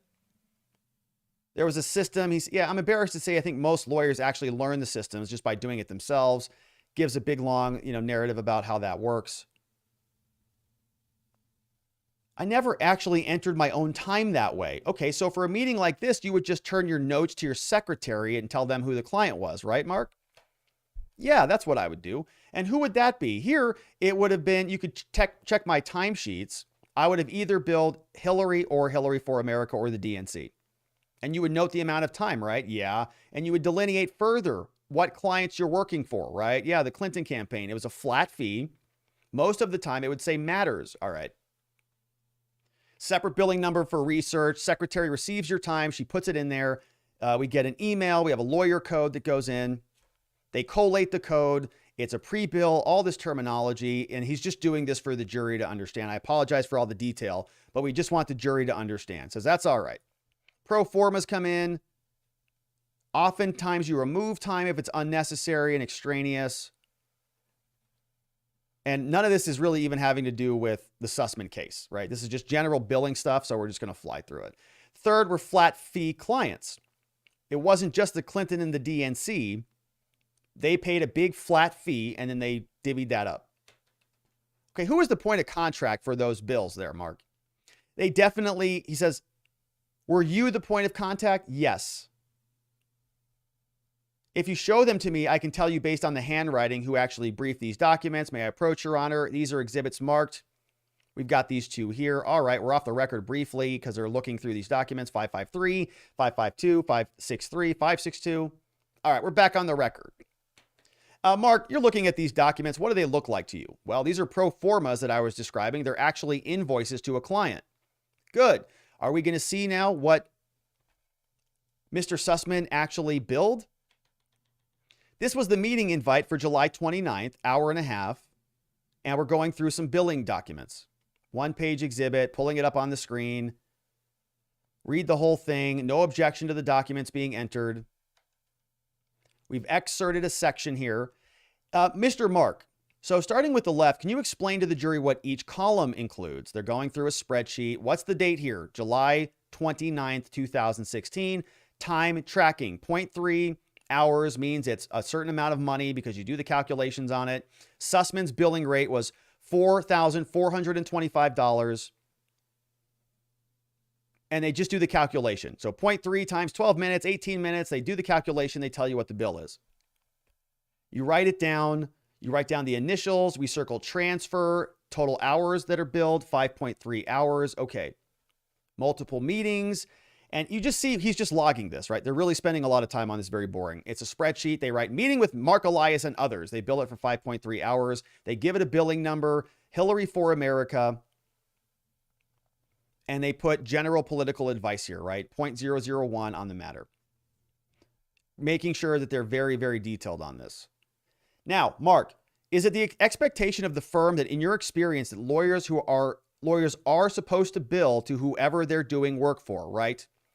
Yeah, you don't bill clients for work you did for not them, right? You bill people for the work you do on their case. So that's what the prosecutor's asking. Mark, in your billing system, if you write down you did the work for Hillary Clinton, does that mean that you did the work for Hillary Clinton? Is really what the question is. He says, well, I mean, you'd have to ask the firm what their expectations were. I'm not the law firm. I don't know. I mean, there are certainly instances in which you bill time to someone who is, I'll give you an example, and he does it again. He's giving another big example. And this is, he's sort of controlling the conversation here, and he's not a dumb lawyer. He knows what he's doing. You don't see this with a lot of other witnesses, right? They get asked a question. They give you a short, succinct answer. He's giving big, gigantic explanations. He's trying to first of all, run out the clock, right? This is what happens in debates. Just take all the time in the world. Let me give you another hypothetical so I can explain this to you people. And I'm so much smarter and competent than you. I might represent a party, a committee, and I might just do them a favor. Do us a favor, bill us for it, but we can just do us a favor. So in that instance, yeah, I may not have actually written it down. And the prosecutor says, okay. And he says, I'm just trying to be precise, right? And the prosecutor is now trying to get him to shut up and answer the original question. He said, understood. Okay, understood that. Thank you for your hypothetical now, but I don't care about your hypotheticals. But whoever you bill is going to pay for the work now? Sheesh. Correct? Right? Yes, correct. All right. Gee, finally. Now, if we could just show the full header of the document now. So they put that up on the screen. pro forma. What is that reference? He details what it is for us. And you have a bill reviewer, somebody who also reviews the bill. And so looking at these documents and recognizing that you don't know what Mr. Sussman did or didn't do based on what you know about billing, does it look like Mr. Sussman billed a meeting with you on the 29th to the Clinton campaign? So on all of that big, long conversation and your multiple hypotheticals, does it finally look like Sussman billed a meeting with you to Clinton on the 29th? Yes, it does. Perfect. We're going to put this up on the screen there, Judge. Government Exhibit 319. You see a calendar invitation there? No objection. It's there. This comes from Leigh Nichols. You said you don't really remember who that is. Not really, says Elias. And this invite is to Mr. Sussman. And you're not actually listed as a recipient on this email, right? On this invite. But what does the subject say? It says it's a meeting with Rodney. And what date and time? 7:30 a.m. to 9 a.m. Hour and a half meeting on August 12, 2016, in the months running up to the election. We know that the big climax here on the reveal is October 31st, the October surprise. And the prosecutor says, man, that's pretty early there. 7:30 a.m.? Is it uncommon for you to have meetings that early? He says, yeah, it's not common. Okay, and it looks like the location is what? If I had this meeting? He says, I don't typically have 7:30 a.m. meetings. Location, though, it says Elias's office. So what were you guys getting together about for 90 minutes in August, bright and early? Any specific recollections of this meeting here? No, I don't remember. A long time ago. You know who Rodney is? Yeah, I'm going to assume it's Rodney Jaffe, tech executive number 1. Okay, but that's contextual. Got it. If we look at Government Exhibit 316, which is now on your screen, does this look like an email from you? Sorry, from Mr. Sussman to someone named Glenn Simpson at Fusion? Yeah. And Mark, you're copied on this, aren't you? Yeah. We're going to introduce that into evidence now. And so, Mark, is it the last invitation we looked at? Does it look like this one's from a couple hours later on the same date? Yeah, it's also on August 11th. Yes, it is. So it looks like a couple hours after the scheduled meeting with Rodney. This is from Sussman to Fritsch. Those are all the FusionGPS individuals you mentioned before, at least one of them. And it says connecting with you all by email. So the prosecutor says, okay, so you had 2 meetings back to back. Well, this is very curious. One with Jaffe and all these people very early, and another one right after that with Sussman. Now that you know about this day, does this jog your recollection and why you might have been reconnecting with these folks? Pretty busy day, 7:30 in the morning, unusual for you. Do you remember that? My best assumption is it's because I wasn't going to be at the meeting. But that's an assumption. So there was a meeting that was coming up after this email, right? I'm looking at those 2 things back to back. There's an invite that comes in. I believe the 11th was a Thursday, which was the day that I was going to be in New York, like really, really late, he says. So I'm supposing here, not recalling, that I get this invite and I'm like, connecting with you all by email so you guys can meet at 7:30 in the morning. I'm not going to be there. But other than that, I don't have a specific recollection. Any specific recollection as to why you would be connecting with Sussman and FusionGPS for a meeting? Any recollection at all? Anything? Anything come to mind here there, Mark? Can't put this together? He says, I don't recall. I literally don't recall this, which is why I said I was supposing. Okay. Come on, Mark. We all know better than that. And the prosecutor says, okay, any reason why shortly after a meeting with Jaffe, you would be connecting Sussman to meeting with FusionGPS? How about that, Mark? Anything on that one? And the defense, Berkowitz, stands up and he says, objection! Foundation, Your Honor. Court says, overruled. Get out of here. This is perfectly relevant. And the Mark says, I'm sorry, can you? And the prosecutor, yeah, happy to re-ask that question for you there. Yes, any recollection as to why, shortly after a scheduled meeting with Rodney, you would be connecting Mr. Sussman to individuals at Fusion. Mark meets with Sussman, meets with Rodney, and Fusion, and they all start connecting themselves to each other. Why might that happen? Any sense there? And he says, yes, I do actually have a sense. Prosecutor says, good, finally, thank you for sharing it with us. What is that sense? Mark says, well, It is probably privileged for me to say because I'm a lawyer and we have a shield that protects us from any actual inquiries. So the prosecutor is getting frustrated now. Says, all right, let me ask you this. Did there come a time, without getting into any privileged matters, Mark, did there come a time in the summer of 2016 when you learned about a supposed secret channel of communications between Trump and Alpha Bank? And Marc Elias responds, he says, like a secret server connection? He kind of got that one from Hillary. Remember when Hillary said, somebody in the media asked her, did you wipe your hard drives? And she said, like what, with a cloth?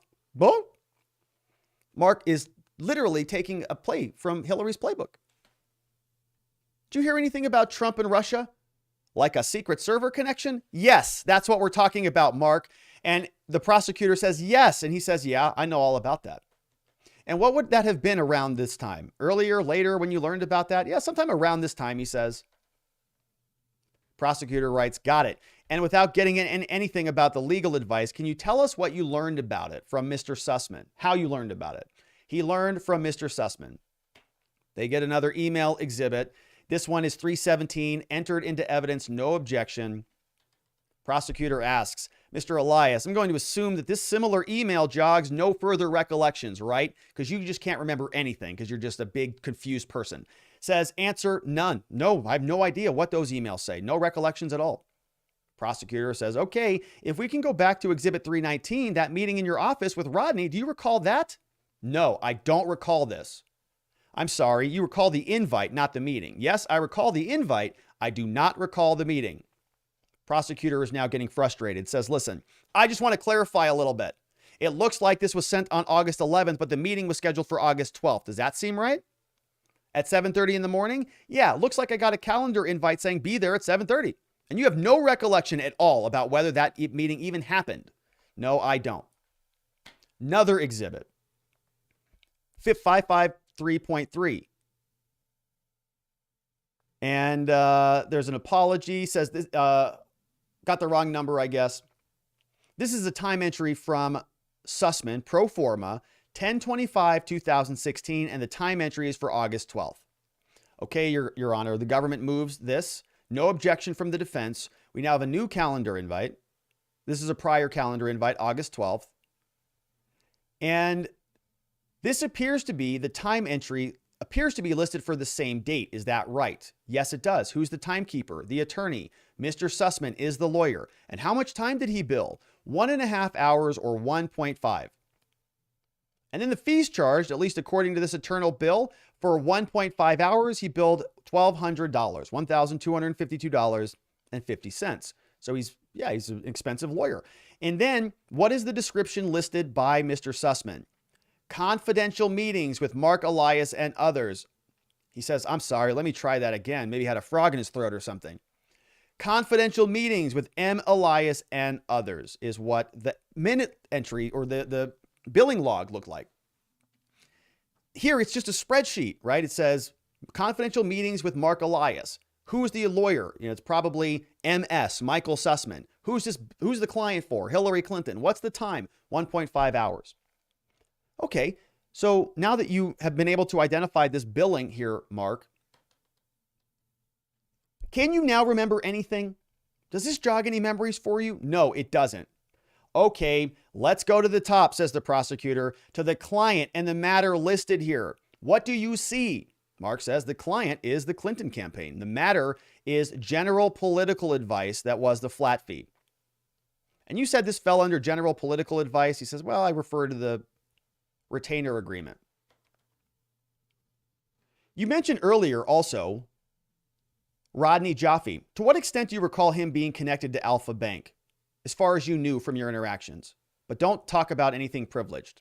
It says, my understanding from Mark says that he was the person who found and discovered what the secret connection was. Rodney Jaffe is right in the middle of it all. And we know, of course, that he is the same, internal mastermind, this guy, who was really trying to please the VIPs. Says we need to create this inference that the VIPs will be happy to have in their hands. And now Mark is talking about him.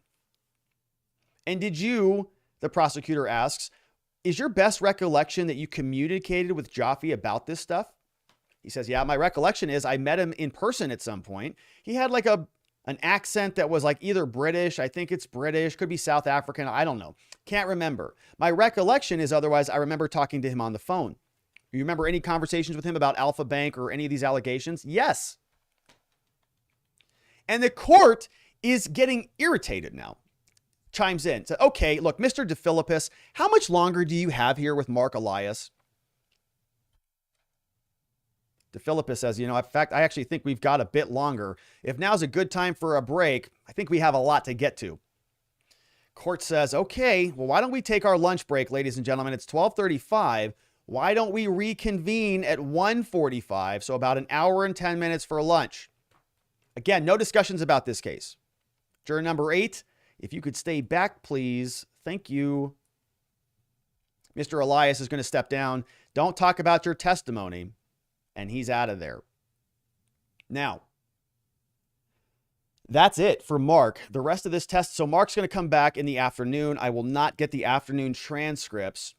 We're not done with the show, but we're going to pause here for a minute. We're done with the witnesses for today.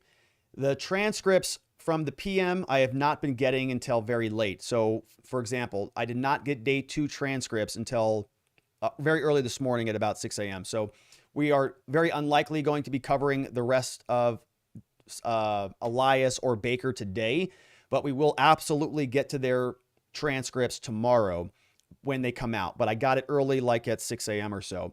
So that's it for Marc. Now, he's not done. We've got a whole second session to go through with him, but we're just not going to be able to do that today because the transcripts come out much later than I was expecting.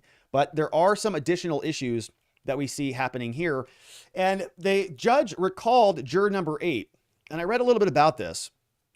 The this juror had a little bit of an interesting thing going on. Court says, juror number 8, can you hang back? How are you feeling? Juror number 8 says, good. Court says, take your mask off.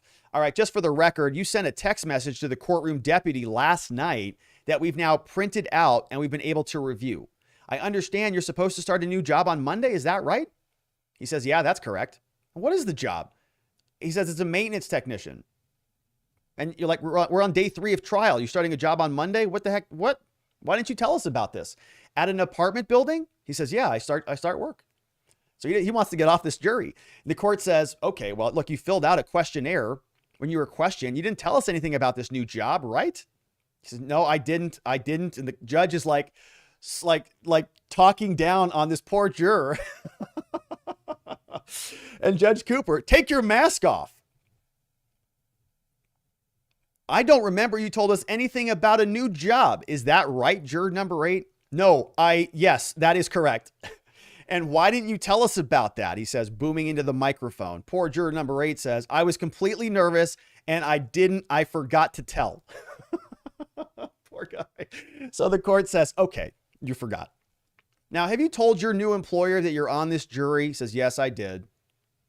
And who at your, don't tell me the name of the person who's working there, but who is over there? My manager. Who is going to be your manager? What'd they tell you? They said it's fine to attend the jury. Okay, that's it. All right, so you mentioned there's some training you got to go to and you're going to postpone all of that. Well, I'd like to be going to the new field. I'm going to be learning HVAC, plumbing, and the electrical work. So we know a little bit more about juror 8. And it may have been the mechanical guy that we talked about previously. So he's going to wait. And this poor guy is probably just having a panic attack, still talking to the judge. Okay, court says, all right, well, why don't you can go to lunch. We'll discuss this with the lawyers and we're going to go forward. Okay, so have a good lunch and thanks for being here. And the prosecutor says, Your Honor, it sounds like he could do it. Sounds like he's not happy to do it, but I don't have a strong view. And the defense says, yeah, this may be one of the few things that I agree upon in this case. Don't have any problems with this juror, so we'll just leave him in here.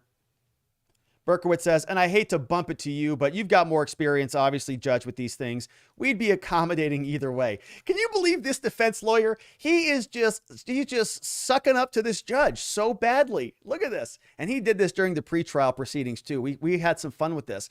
Even Cooper was like, okay, just take it easy with the flattery there, Mr. Berkowitz. He says, I hate to bump it to you, Judge.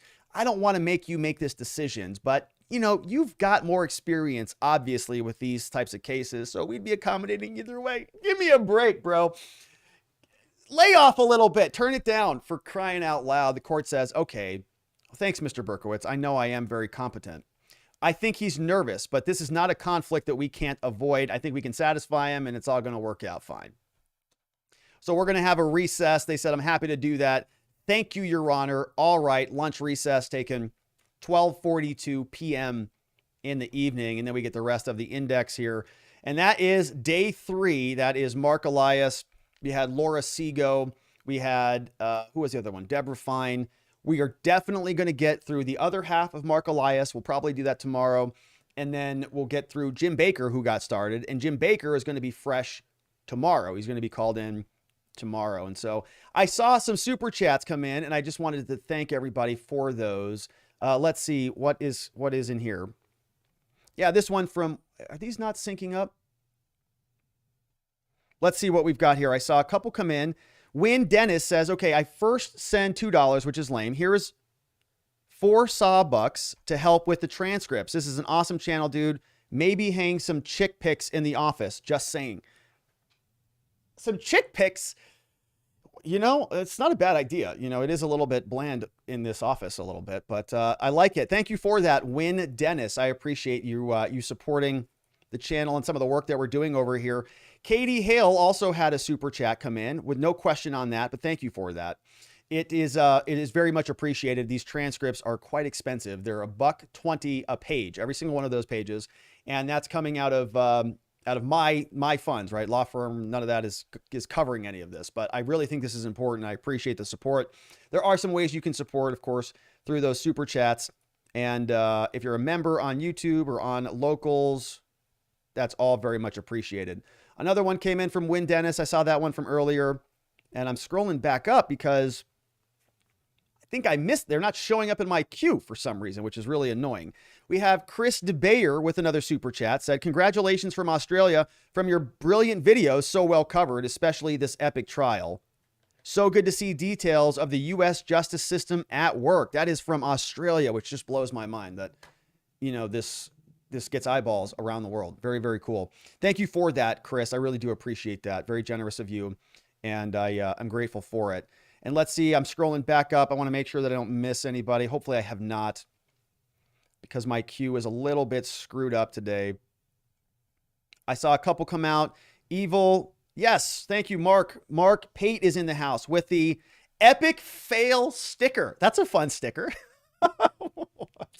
Epic. I don't know if you're talking about the trial. I mean, the trial doesn't look like it's going all that well, to be perfectly candid about it, but we'll see what the rest of Mark's testimony looks like. I did follow along on Twitter. I don't think we're going to get much else out of him that's really groundbreaking. I mean, he wrapped up his testimony without, I think, really any major headlines. He's a very experienced lawyer, and so maybe this whole thing will be an epic fail. I hope not. I don't know.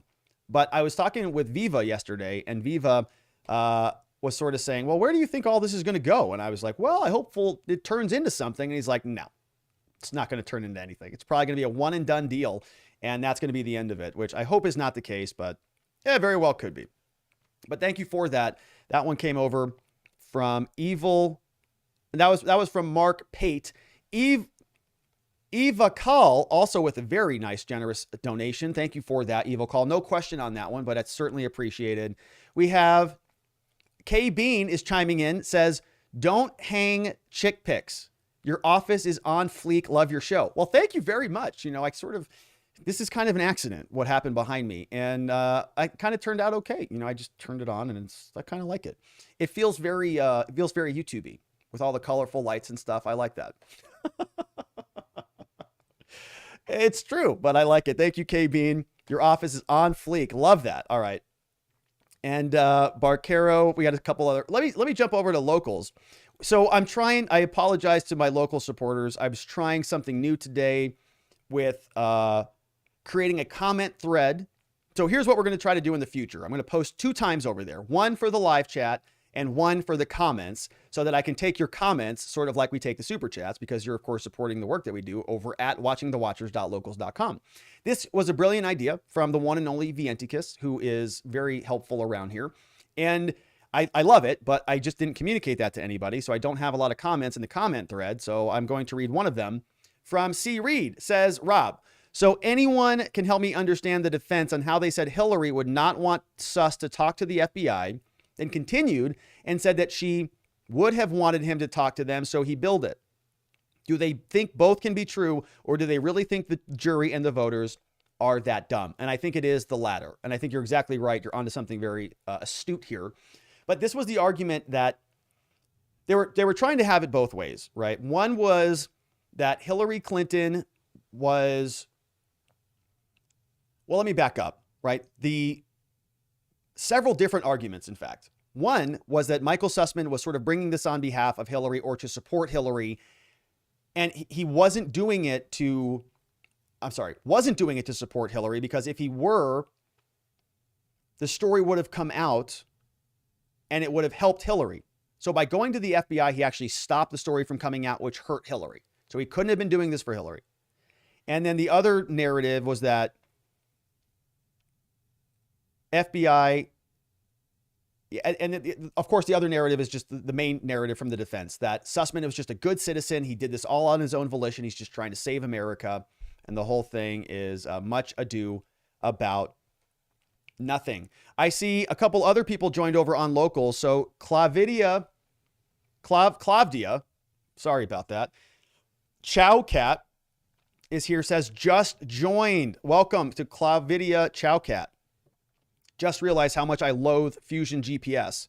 By my exclamation when I heard them, they brought up Laura Seago, calling it Satan, of course, the father of lies. For a very long, detailed, and damning investigation of FusionGPS, head on over to our locals. Clavdia just posted a link over to a website. Every time you hear a rehash of Jim Jordan lie, it's FusionGPS's proud work. Actually seems extraordinary compared to times like Loudoun County, which is the only true but vastly understated. Jim Jordan, of course, is innocent. That comment from Clavdia Chowcat, who just joined over on our community on locals. Good to have you over there. And I want to check in on a couple different, let's check in with the live chat, see who's chatting away inside over there. Then we'll see what's up with the YouTube comments, and we will wrap it up for the day. I see Bonnie Specs in the house. We've got Ed Johnson's there. Radice's in the house. And let's see, they're just chatting away. Doesn't look like any real questions. It's kind of hard to keep track of questions in the locals chat. But yeah, Vientikiss's second potato sack is sprouting. Let's pull this image up. Vientikiss is, look at this. We have a potato sack. That is Vientikiss's potato sack right here. And do we see any seedlings? Is that a seedling there? Any sprouts? I don't know. But congratulations, Vientikiss. Hopefully you have some delicious potatoes coming up very soon. And I think that is just about it for us for the day, my friends. Let's jump back over to locals, so over to YouTube, and make sure that I got all of the comments and everything that was coming in. And it looks like we're about done. And I want to thank everybody for being a part of the show. One final reminder before we get out of here. If you haven't already subscribed to the channel, I would love it if you did. We're going to continue to cover this case. The mind map is actively updated. Every night I sort of add stuff to it, including the transcripts that are there. I am hopeful that you'll join us tomorrow where we do it all over again. If you invited other people to join us and shared the show, shared the mind map, I would appreciate that as well, so that more people can get eyeballs on this thing, because it is a very important trial. And I think a lot of people are sort of keeping their eyeballs elsewhere, which is okay. But the more people that we can sort of help see what is happening behind the scenes, I think the better for America, truthfully, because a lot of what we see here is really disgusting behavior. But that being said, my friends, that is it for me. One final reminder, if you know anybody in the state of Arizona who has been charged with a crime, we would love the opportunity to help at our law firm. rrlawaz.com is the website. Phone number and all the contact information down in the description below. We have a lot of fun here on YouTube, but every single day we have an amazing team of people who want to help good people find safety, clarity, and hope in their cases, and beyond that, in their lives. And your referrals to our team, your sort of spreading the work, the good word about the work that we do, helps us have time, helps me have time to continue to be here with you. So thank you for that. And once again, thank you to everybody who is supporting the transcript costs with the super chats. Very much appreciate all of that. Welcome to all the new members. Welcome to everybody who is supporting the show over on Locals. And that is it for me, everybody.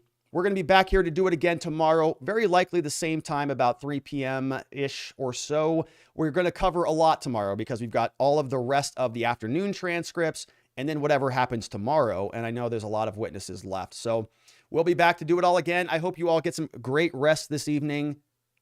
Sleep very well. I look forward to seeing you on the next one. Bye-bye, my friends.